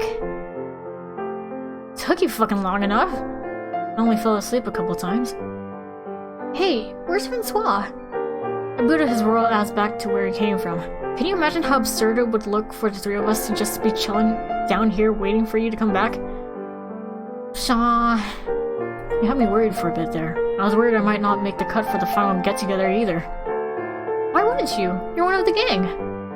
I just feel really fucking bad about what I did and don't think I deserve to be called that anymore. Oh, I didn't realize you were capable of feeling regret, Beefcake. You're the last person I want to hear anything about feelings from. Come on, Madonna. I'm staying right here. Get your little ass moving. I know you have complicated feelings about all this, and that I have absolutely no right to make you do anything, but this was still our story, so we should be there. Fine. The gang's all back together, woo! With this, our story is officially over. Thank you all so much for sticking around for it. Now, some parting words from my heroine, Morgs. What? It'd be weird for me to have the last word in your game. You can't expect me to come up with something on the spot. Okay, Jackie can go first. You think about what you're gonna say while he's talking. What? What am I supposed to say? Whatever, just buck up and say something. To all of you out there reading this, I obviously had no idea what you think about... Well, I obviously have no idea what you think, how you feel about our story, our lives, but I hope at least it was something that left an impression that will stick with you. Oh yeah, it did. While I ended up screwing things up beyond relief, it was still my life, and I fought tooth and nail to make the best of the hand I was dealt. It would mean a lot to me if some part of that could find meaning beyond the four edges of this screen. And I'm not sure what else to say. Well, I sincerely appreciate you sticking around this long. Thank you. That's it for me. Nice! Now you're up, Morgs. Very well. Looking back, this series has been active in some form or another for quite a number of years. Whether you've been following along since the beginning or only recently discovered Fata Morgana, I offer unto you my blessings. Farewell, until we meet again. Okie dokie, everyone, give me your biggest smile. Bye-bye!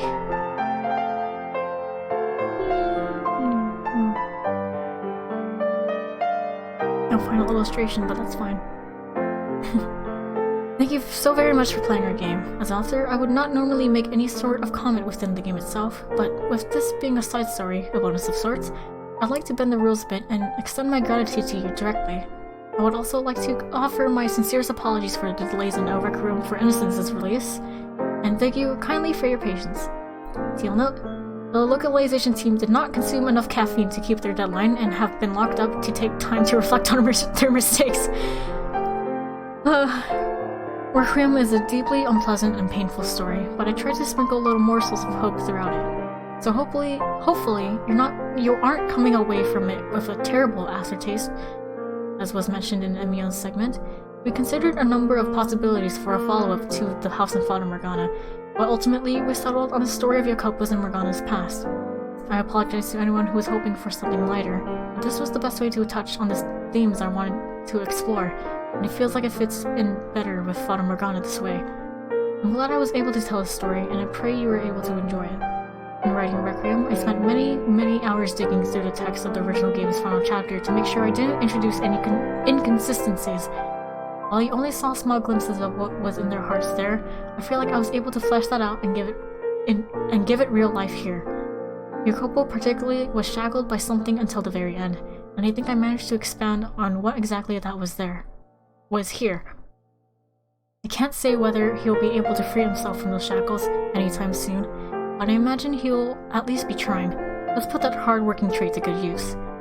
Moving forward from Requiem's timeline, we know he makes the same mistakes in the main game's third door, but perhaps he too will be able to reclaim himself when he's released from the witch's curse. Maybe I should make him do a Reclaim Yourself marathon like Michelle. Now, while I said I was glad I could tell a story, I must confess it was, in a way, more difficult for me to write than Fata Morgana. Though there was a great deal of pain and suffering in the main game as well, it was not brought on by Michelle's own failures, and in the end, his actions are still good. Requiem is very much the opposite though. Writing a character who knows what they're doing is wrong, hates themselves for doing it, yet still barrels headfirst down that path was something maddening to do. That said, I didn't get to write much of Jacopo not putting on an act in the main game, though hopefully you enjoyed seeing what's beneath the mask. There are a number of characters in Fata Morgana with multiple personas, and that's an especially deep-rooted aspect of Jacopo's character. In fact, one of the reasons Jaren was so utterly lacking in pretense is because I felt like that was a big part of too many existing characters. But I made her the exact opposite. Getting inside Morgana's head was also rather difficult. She described her time at the brothel as when she learned to experience joy.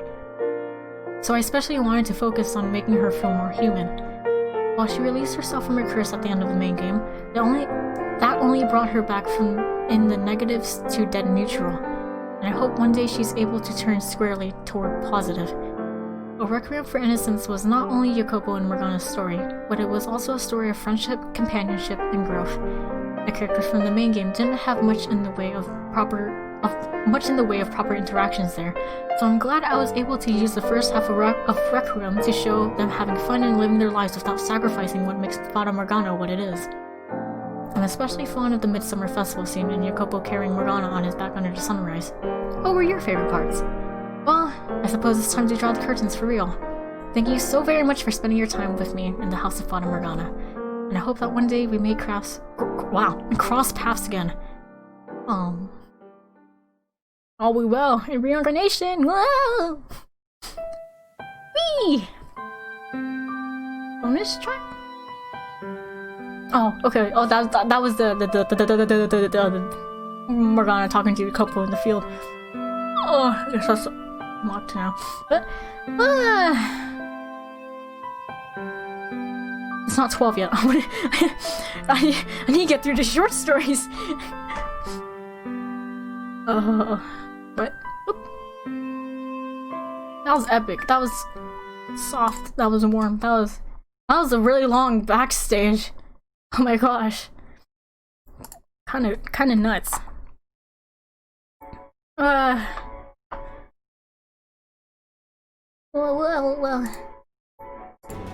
How many short stories are there? Wait, I didn't mean to start. Wait! Well, Joe, my dad didn't mean to press that! That's not gonna start the game, right? That was early that way. Okay, wait, that was short. I pressed short stories, not reincarnation. Okay. Whoop. Line, like, yeah. Oh jeez, I pressed. Oh my god. Clown. The clownery. Wait, yeah. Okay, I just pressed too quick. I'm so sweaty right now. What is this? 10 and 15, 16, 17, 18? 18 short stories.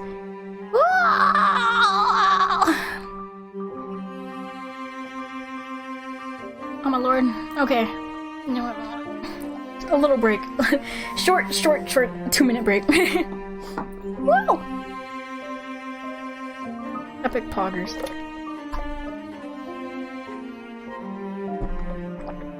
Yeah, brave.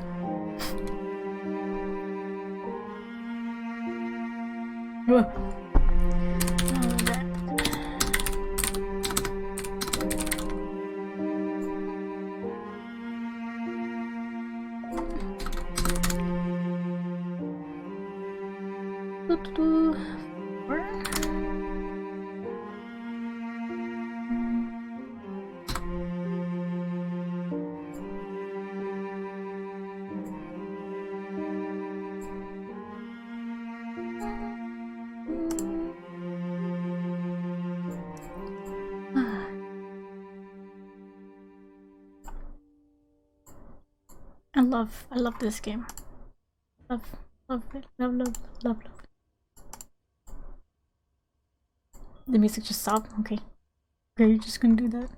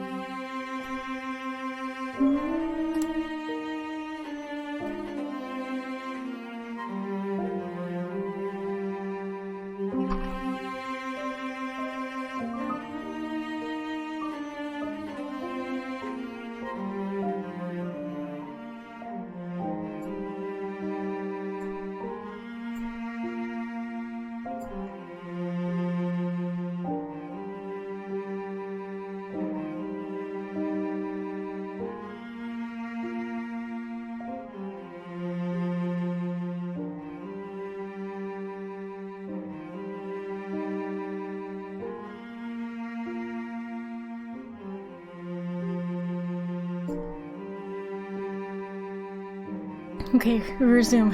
For a little bit. I wonder how long it would take to get through all these short stories. But I don't think I'm finishing it tonight. Woo! Okay, I read this first one actually already. But read it now.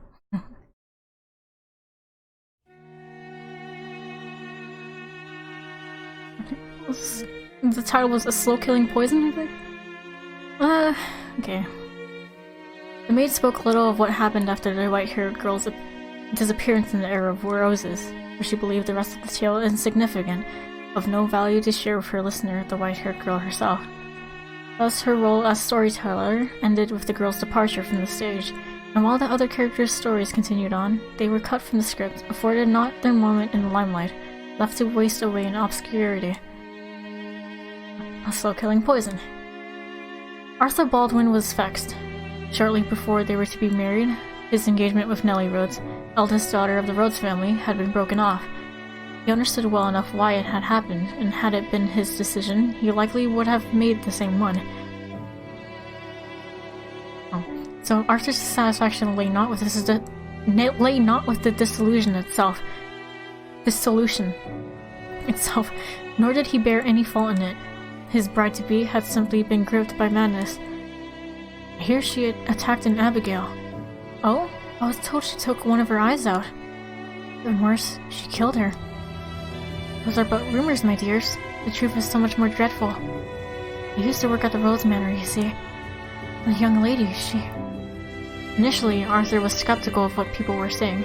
He assumed the tales were being exaggerated as they spread. But when the head of the Rhodes family came personally to deliver reparations and formally nullify the engagement, he gave Arthur a rough overview of what had happened. It was apparently true that Nellie had assaulted an Abigail, and it was true that she spent most of her time in her room now, looking pale and sickly and drained of her spirits. And then, when he said outright a demon's possessed her, Arthur had little choice but to believe something wasn't right. And to top it all off, Nellie's older brother Mel ran off to become a priest, presumably to get away from everything. Nellie's father implored Arthur to remain discreet about her situation. Not that he had any intention of going around and spreading personal details about her life. However, rumors have a nasty way of slipping through the tiniest of cracks, sneaking about through the dark like a seasoned cat burglar. What nobles like to refer to as social gatherings were in practice more like gossip gatherings. And in short order, the Rhodes family's eldest daughter was the talk of high society. Incidentally, the painter whose downfall eventually culminated into this tragedy was also strangled by the noble grapevine, though Arthur had no way of knowing as much. Perhaps the painter's curse extended beyond the girl's hair color, and the Rhodes family was destined to be brought to ruin by the gossip of their fellow aristocrats. One evening, Arthur decided he would sneak into the Rhodes Manor. He had requested visitations with Nellie on numerous occasions, but had been turned away every time. She's in no condition for company, was what they kept telling him, which left him no choice but to see her uninvited. The aroma of the roses seemed more overpowering at night than during the day, and he wasn't sure whether it was just his imagination. The nagging irritation it caused in him was, however, not only in his mind. Arthur instructed his coachman to wait on a street a little ways out and made the rest of the way to the manor on foot, entering through the garden. As he waded through the sea of roses, he clenched his teeth. Arthur preferred restraint when it came to both gardening and girls. What am I doing with my life? How did I end up here sneaking about trying to find that obnoxious little girl's room? Arthur had few pleasant memories of this rose garden. The Rhodes and Baldwins had a long history, so as a child, he would often find himself left here to play while the adults did business. It was him, Nellie, who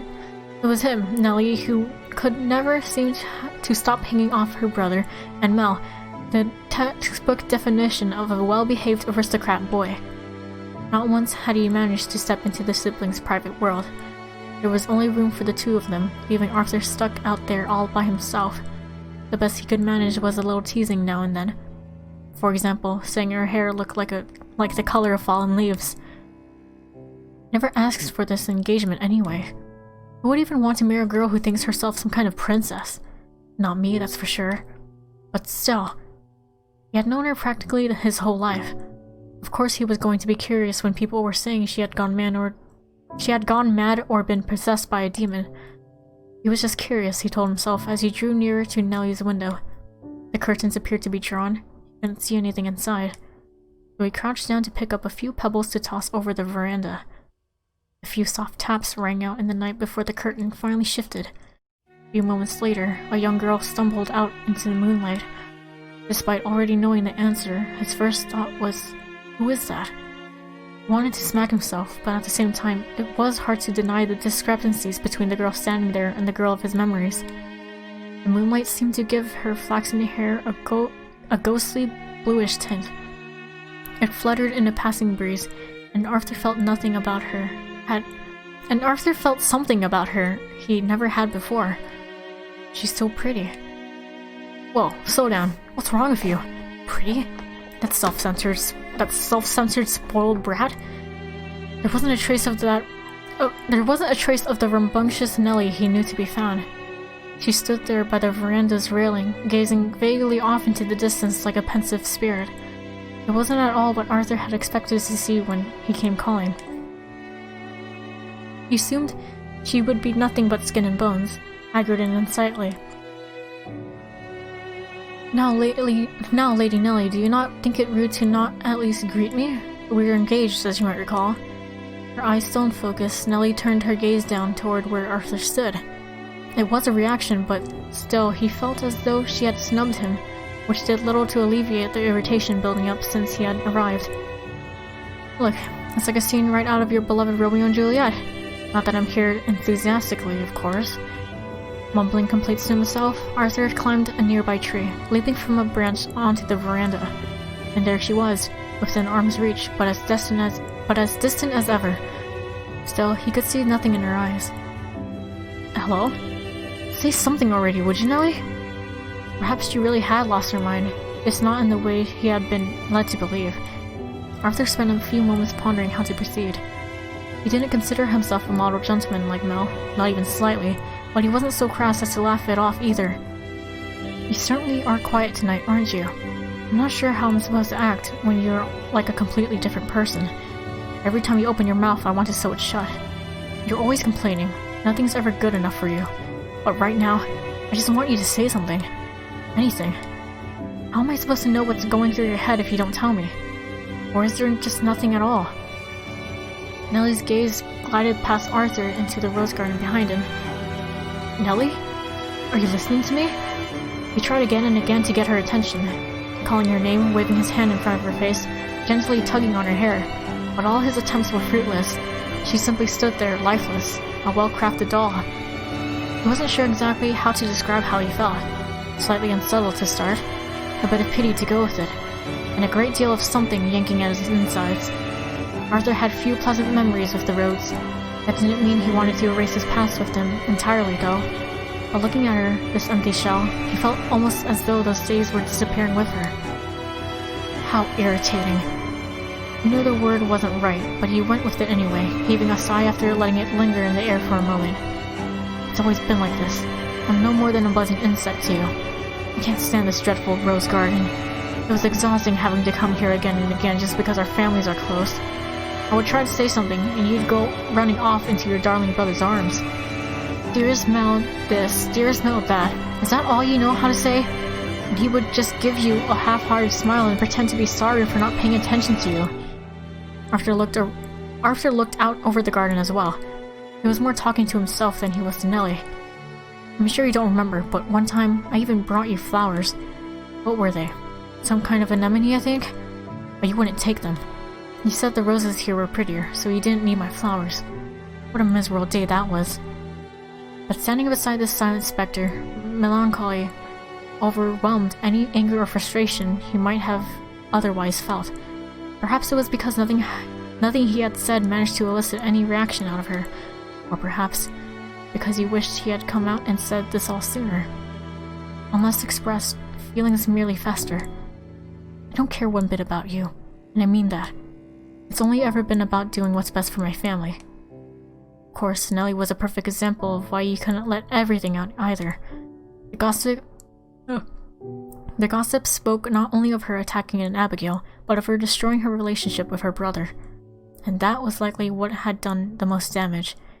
Knowing what he knew of Nellie in her younger days, Arthur had little trouble believing what the rumors said. That her affection for Mel went far beyond simple familial love. It was for my family, but that doesn't mean I wasn't going to try to get along with you. You probably don't believe me, since I certainly never acted like it, but I genuinely did want us to be on good terms. It's just, you had to be the one who changed first. You were always treating me like I was worthless, like I meant nothing to you. Not like any of that would have even left an impression in your one-track mind, of course, but that's why I wanted you to take the first step. I'm not some wise old monk who can just turn my frustration off on command. Arthur let out another sigh. Do you think anything would have gone differently if I could have been more grown up? Gusts of wind blew through, sending up a flurry of rose petals, carrying them up past the two of them and through the velvet curtains into Nellie's bedchamber. A faint smile crossed her lips. Arthur could only guess at what she was going through. Arthur could only guess at what was going through her mind, what was reflected in her eyes. In her room, he could see several pairs of small children's shoes, a doll with its hair all neatly made up, a pile of sheet music drawn up for her by a respected composer years earlier, and toys carved from wood. It was like he was looking through a window into the past. That was all he needed to know. He could have treated her like the princess she thought she was, and she would have gone down the same path. Nellie's eyes were on one person only. Arthur, it wasn't even a shadow in her peripheral. Brother's still smiling for you in there, isn't he? And that was all she needed. After that night, Arthur stayed away from the roads and never mentioned the siblings again. It was the best thing to do, he thought. He had his own life to worry about. But fate wouldn't allow him to avoid hearing about the family from time to time. About 4 years later, Nellie, who had apparently fallen ill, passed away at the young age of 18. The roads held a small funeral service, which Mel did not attend. Arthur couldn't even begin to imagine what he, her brother, felt about it. But another 3 years later, Mel followed behind her. At the age of 24, he threw himself off the top of a church tower. According to those near him, he had been acting unusual in the months leading up to his death, claiming he could hear a woman's voice talking to him. If he had taken his life out of grief, 3 years seemed like too long of a gap. Perhaps it had built up over time, and that was how long it took to reach the boiling point. But that's not how it felt to Arthur. That's not how it felt to Arthur. It felt like Mel had been guided there by a higher power, or maybe pushed. And there was one other strange detail. He had died at exactly the strike of noon, as the bell rang its 12th toll.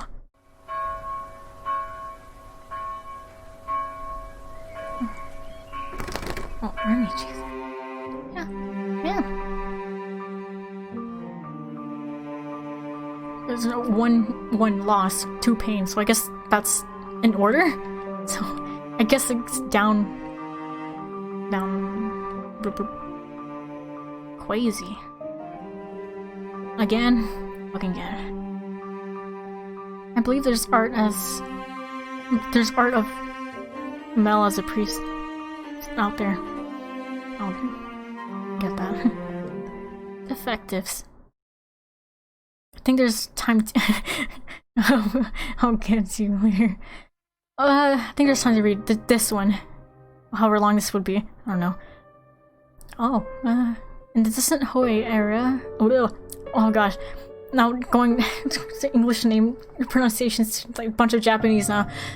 In the distant Hoei era, while the Tokugawa shogunate governed feudal Japan, Yukimasa Ida made his living far to the west, with little knowledge of what lay beyond the borders of his own native country. The land of the rising sun was an isolated nation, turning nearly everyone away save for traders from a few specific regions. And those restrictions applied equally to Japanese who had departed the country before they were put in place. Yukimasa was a third-generation immigrant, having never once set foot in his homeland, and for that reason, as a child, he held a great adoration for the glorious nation described by his grandfather, and he was particularly fond of the katana passed down to him by his grandfather. Though it bore no name, the blade had a curiously bestial glimmer that entranced Yukimasa at first sight. The katana had belonged to Yukimasa's grandmother, but she had passed away before he was born. His grandfather described her as a skilled swordswoman, slight in frame, but easily able to take down several men more than twice her size. After his grandfather passed and bequeathed onto him the blade, Yukimasa would from time to time see phantoms of a young woman drenched in blood. She had sharp, narrow eyes like him that looked more like his than even his parents. He felt almost as though his own reflection had stepped out of the mirror to cut him down, or like they were a pair of killers standing shoulder to shoulder. With each recurrence of the illusion, it took root even deeper into his soul, and Yukimasa grew ever more certain that one day he would cross over into her world, that he was simply holding in his true nature, that the beast dwelling within would break loose eventually. This tale, however, is of a time when he was still more man than beast. Defectives. In the wake of framing and killing 2 crewmates for smuggling Spanish silver, Yukimasa was having something of an identity crisis. On both occasions, he had been smiling during the act, at least according to those who had seen him. If what they said were true, he wasn't conscious of it, but he didn't particularly doubt their words either. It was, in all likelihood, true. He had killed 2 men and enjoyed doing it. What unsettled Yukimasa most, though, was that his initial reaction was, "I wonder what I'm going to become." Not a moment's concern for the men whose lives he had stolen. Once their still-warm bodies hit the water, that was that. He held no nostalgia for the moments they had spent out at sea together. He didn't care what kind of men they had been, or how much their families might grieve over the loss. Yukimasa wondered if that made him narcissistic. The lack of interest in anyone but himself seemed to fit the bill, but he didn't actually feel like he held himself in very high stature. He simply had this vague awareness of himself as a twisted, unsightly creature. On that day, the ship stopped at a small port town to replenish supplies and give the crew a few days to stretch their legs. They were still about 2 months out from Amsterdam, where his beloved awaited his return. What a hellish trip that was, a crewman of Western origin naturally muttered. What? Wait, that was more like, wait. A crewman of Western origin naturally muttered. If I never have to hear the word smuggle again, it'll be too damn soon. The way the whole crew's got their cheeks clenched after that's about driven me mad. Not blaming you, I mean, just how it is. Yukimasa shook his head and gave the man a faint smile, and in his mind he chuckled about how no one could seem to see through his mask. The blame lay with him for much more than just attention on... The blame lay with him for much more than just the tension on the ship. Real shit job you got stuck with there. I don't know if I'd have been able to do it and keep a straight face like you did. Bet you're aching to let off some steam, ain't ya? You can be straight with me. I could certainly stand for some relief, yes. That much was true. However, Yukimasa meant it in a very different way. Come with me tonight, then. I know the perfect place to get to just what you need. The tan seaman smirked, which was all Yukimasa needed to know what he was insinuating. He hesitated to come up with a response. Worried about Captain Osama? Don't. I ain't gonna tell him. Besides, it's not like he doesn't have needs too, you get me? Some of the crew knew that Yukimasa was romantically involved with the captain's daughter, and the man standing before him seemed to assume his hesitation stemmed from that. But Captain Osama would, as the seafarer had said, spend his time off satisfying his personal needs. That was just part of life on the sea. Everyone understood and no one considered it being unfaithful. Ah, what the hell? That's stupid. Requiring a ship full of vigorous young men to save themselves for their partners, who they would often not see for months at a time, could in fact be considered a form of torture. Okay, yeah, just shut up, what the hell? There were a number of brothels scattered about the port town. For them, sailors were practically the ideal clients. The ship only stayed around for a few days to awake, meaning no time to get attached or cause other similar problems. Yeah, the challenge itself proved otherwise. They're so good. Glad to know Pauline's dad is fully a piece of garbage. Real now. Ship only stayed around for a few days to awake, meaning no time to get attached or cause other similar problems. About the only complaint a prostitute might have is that sailors tend to be quite pent up. They weren't the kind of client.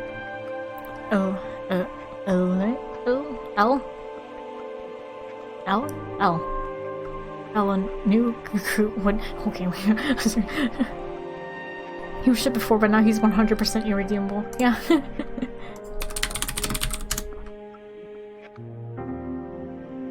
Well, no, I need that with the accent on it. Oh god. Oh god. What's the other?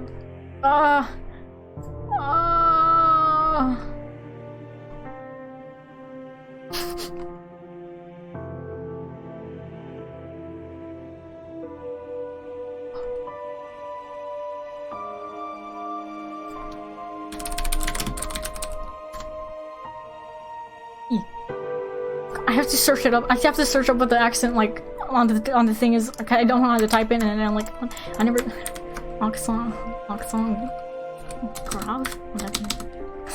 I know he's no accent aigu. But jeez.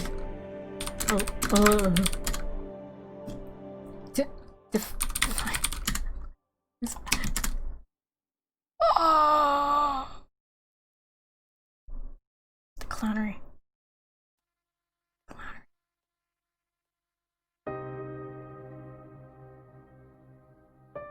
What fucking ever. Answers not found. Oh.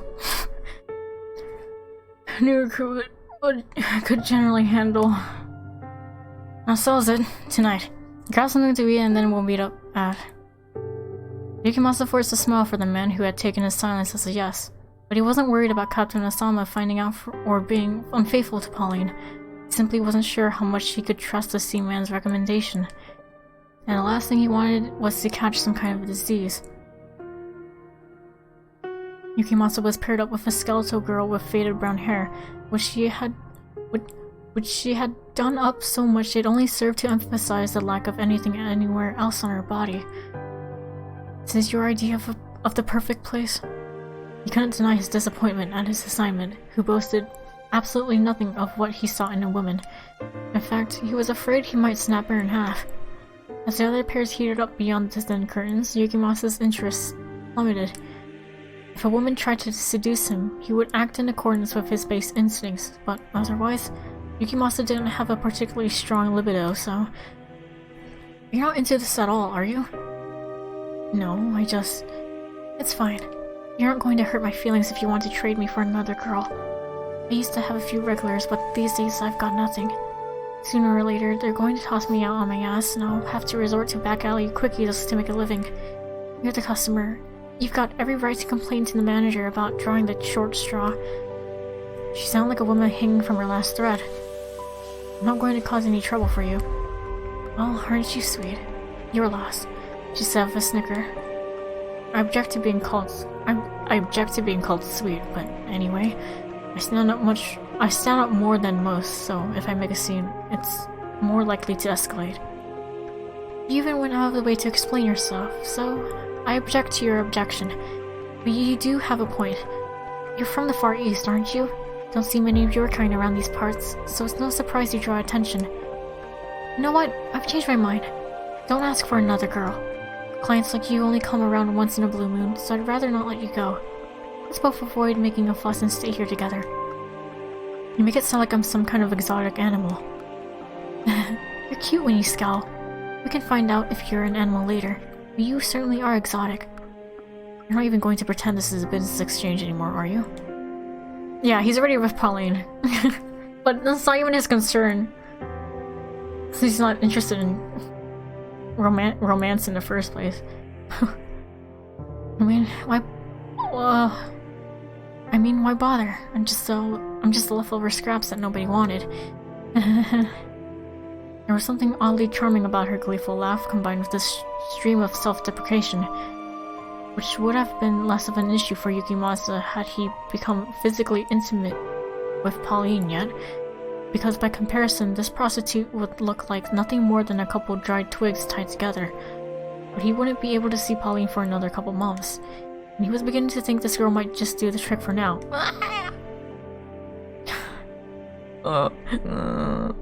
The ship was scheduled to stay in port for about a week. Although they would have to spend some time moving cargo on and off the boat, the stay was by and large a recreational one. It was early afternoon, and while much of the crew had gathered together to go drinking, Yukimasa was taking a relaxed walk along the shore.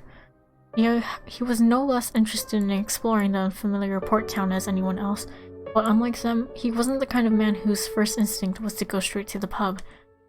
They all jabbed at him for being stiff and tight-assed, none the wiser to the primal urges he kept buried within. This dude! And who would ever suspect it either? Who would watch him walk up to an elderly man fishing on the dock, ask how's the catch with a smile, and imagine a bloodthirsty beast lurked within? The man gave a lazy nod in return, adding, "Ain't half bad today." "You're a sailor, I wager, am I right?" the man said as Yukimasa made to resume his walk. "You are." "Well, a warning for you then, outsider. You do best to stay away from any back alleys after dark. It ain't safe at night, nohow." Yukimasa gave the man a half-smile, feeling somewhat patronized by his warning. He was plenty capable of discerning where the dangerous parts of town were. He was confident in his ability to defend himself if someone tried to attack. There's already been several victims. Yukimasa froze. As in, murders? Killed deader and dead. And they still ain't caught him either. Neither. Wouldn't want any of our guests to end up next on the list. Out of curiosity, how does he kill? The old man turned his gaze down, his face becoming a shadow against the clear blue ocean stretching out behind him. He dismembers them. Hard to imagine, eh? Cutting a person into a bunch of pieces. He don't discriminate neither. Man, woman, child, don't matter none. He's a sicko, a complete madman. And they ain't found no pattern to the victims neither, looking to say who he might be or who he might choose next. So don't think you're safe just because you're not from around here. Yukimasa could feel his vision narrowing, converging on a single point. Oh, he could imagine. He could imagine clear as the afternoon sky. And, oh, how he wished that could be. Well, look who it is. Fancy running into you here. A woman's voice dragged him back to reality. He felt like he had just been pulled up from the bottom of the ocean, and when he turned to face her, he must have still looked a little... He must have still looked a bit dazed, judging from the way she raised her eyebrow at him. "Oh, let me guess. You don't recognize me not all made of work? It's me, the girl from yesterday." She held her hair up in an approximation of her previous night's hairstyle, to which Yukimasa gave an in phase realization. "So what you're doing running around out here? Bored? Got nothing better to do?" He wondered if the woman was even capable of being less blunt, especially considering he had technically been her client the night before. I mean, technically. I'm just taking a walk. Not much to see out there. Not much to see out here. There's the ocean. Don't you get enough of that when you're out on it? I'll never tire of the sight of the sea. Is that so? She said, followed by a softer, slightly exasperated, I'll never understand guys. But a few seconds later, she gave him a big smile. So, hey, you're not busy. Why don't you come to my place? I can throw together a bare bones little lunch. Again, I'm taking a walk, and bare bones is hardly a convincing sales pitch. I'm saying if you want a quality meal, pony up for some goods. So that's what she meant. Apathetic, but finding no reason to turn her invitation down, Yukimasa agreed to go along. I'm taking a liking to you, she had said. Stop by whenever you've got the chance, at least until you have to take off. I can treat you even better than when I'm on the job, and free of charge. What do you have to lose? So that's exactly what Yukimasa did. Seeing her became part of his daily routine. And the more time they spent together, the more he learned about her. My head hurts. My head is... She had once been married and planning to start a family, but money troubles led to debt piling on, which led to her husband running out on her. And with the entirety of their debt on her shoulders, she had to start working, which was how she ended up at a brothel. As she told her story, Yukimasa showed a fair degree of sympathy, but took the whole thing with a grain of salt. If everything she said was true, she had a hard life indeed, but there was no guarantee it was. Yukimasa made certain not to be openly dismissive or skeptical, though, to play the good listener. There was one thing he could be certain of, though. He felt a tiny bit of solidarity in the woman's solitude. The sense she was missing something. The sense she had a hunger. The sense she had a hole that couldn't be filled. The sense that she was defective. You know, we get on pretty well, don't you think? Maybe you could, I don't know, take me as your mistress? She sounded like she was only playing around, but still he responded with, "It's not wise to pair two defectives together." What's that supposed to mean? She said with a scowl. Yukimasa's ship was to depart the following day, and that evening the woman asked him to stay the night, to which he was unsure how to react. "Don't you have work?" "I'll just say I wasn't feeling well. It's not like anyone wants me there." "But don't you need to?" "I can survive taking one day off. I want to be with you." With that, he could come up with no further objections. Regardless of what he did, he would be heading back out to sea the following day, likely never to see the woman again. So rather than waste time debating her own life choices, it would be easier for everyone if he just let her do as she pleased. Tomorrow, none of it would be his concern after all. She's doing this all mindlessly. She's like, well, whatever. He agreed, and she gave him a big smile in response. "I'm going to make you a feast tonight," she said. "You're paying, though."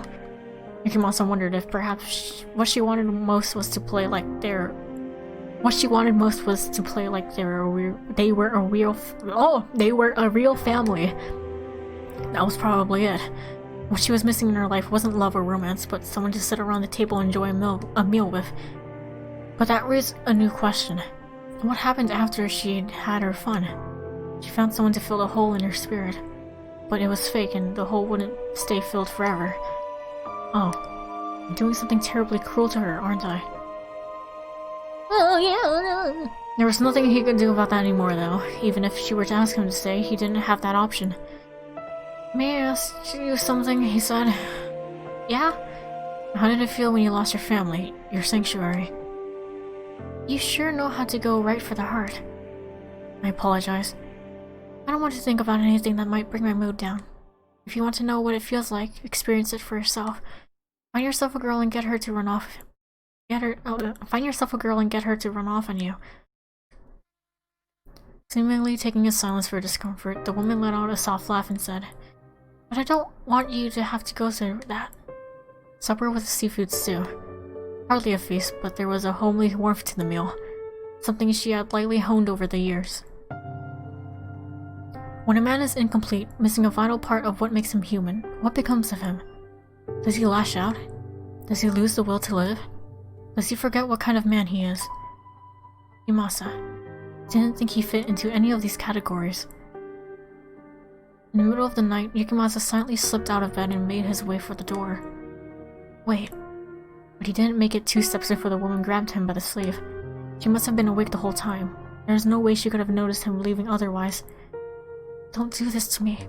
I've had more than enough of waking up to an empty bed, and I'm not going to let it happen again. Not this time. You may think sneaking off without a word is the cleanest way to end things, but you're wrong. Stay until morning. Let me say a proper goodbye." "No, I wasn't." "You weren't what? Of course you were. I don't care if you think of me as a free tale for the week. You're just going to forget about when it's over. I'm using you for my own personal satisfaction too. But the one thing I won't stand for you... But the one thing I won't stand for is you just up and disappearing on me. You're not the one being left behind, so you don't understand how worthless and pathetic that makes you feel. It hurts. It hurts so much more than anything else you could do. Don't leave me." That was probably what she wanted to say more than anything else.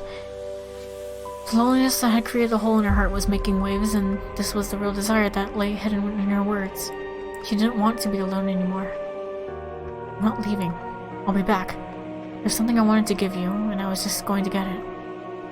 "What would that be?" "It's my way of showing gratitude."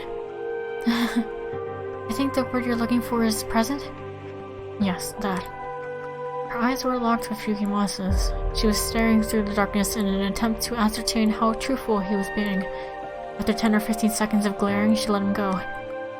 It won't be long, he said with a smile. As he walked down the moonlit port, Yukimasa's mind raced. No one truly understands themselves more than superficially. Some say you know yourself best. Others say it's quite the opposite. The concept of the self is full of such uncertainties, contradictions. Yukimasa suspected he was suppressing himself with his self. So while he had a reasonable grasp on who his outer self was, his inner self was a complete his inner self was a complete mystery. And that fact sometimes sent a chill down his spine. Who was he? What did he want in life? Which self, which of his desires, was the real him? Self. He felt sick. About 30 minutes later, he was back. Within seconds of him knocking on the woman's door, it was open. She must have been waiting there, anxious for his return. The woman met his eyes, gave him a pouty smile, and then slowly lowered her gaze.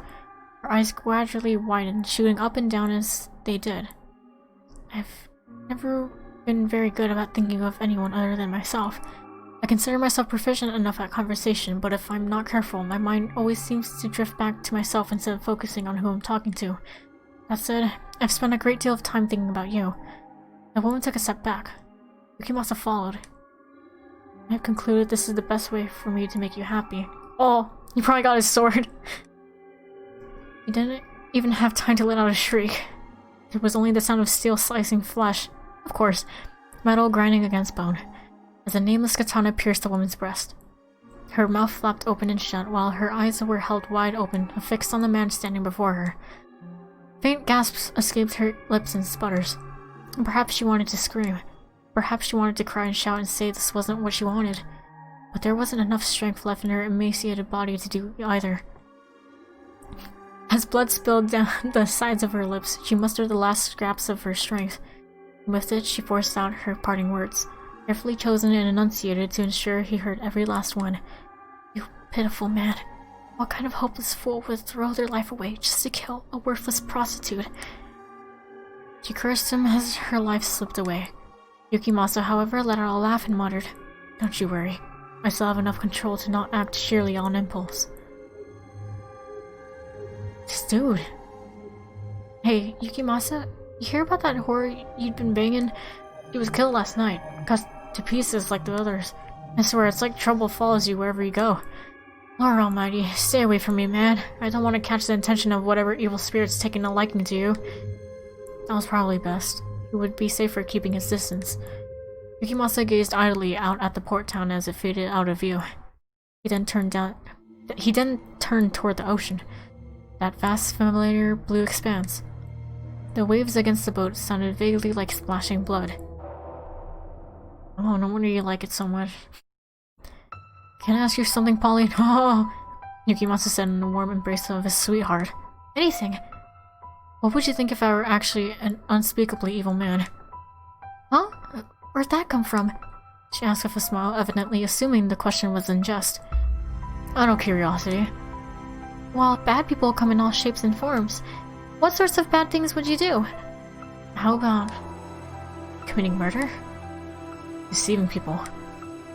The words that came from Yukimasa's mouth were not the ones he'd prepared to say, which came as a surprise even to him.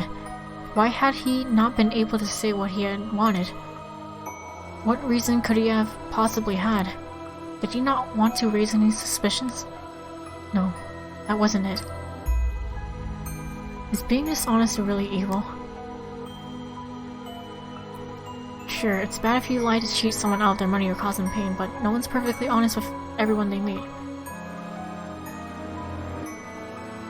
This is Polly speaking out. I'll try to be straightforward and truthful as best as I can, but I'm sure I slip from time to time. So listen to me, Yukimasa. Polly gave a wide, infinitely loving smile.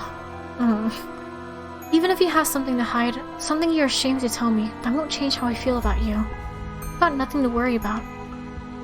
Besides, I plan to be with you for years and years to come. You want to know what my life's dream is? I'd love to. My dream is to live out a long, quiet life with you. I don't mean anything extravagant. Just an ordinary life, slowly growing older, having 3, maybe 4 children. We'd never fight, and eventually, before I knew it, I'd be an old lady thinking, it was an eventful life, but it was the best I could have asked for. That's the life I want. This is when she says it too! What about you? Now I understood. He didn't want to risk cracking the foundation she provided him. The sanctuary she formed around him. Yes, I too wish for a peaceful life with you. Oh, do you now? That was like 30 minutes, holy cow, but okay, now I'm ending tonight. Yukimasa, you're silly dude. What the fuck? What the fuck? We're gonna break his kneecaps. Oh my god. Pain. I'm assuming next session we'll just finishing all those short stories. Wow, that was crazy. These short stories are good, but I don't know if I'm enjoying them. Just more pain. That's fatamoru. Thank you for coming. They're good, but I'm so pissed. Yeah. Oh jeez. Pain. I'm gonna break his arms, kneecaps, head. I don't care. Just. Yeah, I'm excited for the third game. Wah, wah. Soon. It's so close. Happiness is so close to us. But we have to go through a little more pain. Just a bit more. Got this, guys. Whee! I don't know how I'll deal with this since it's voice. I don't know what is voice and what's not, so. But I'll probably read out loud fun quotes. Otherwise, I'll let the Japanese voices do the talking. Whee! Oh, thank you for coming. Sleep now. I didn't expect that to. That's so long. Oh gosh. Whee! Sleep. Good night, everyone. I need to sleep. Bye bye bye.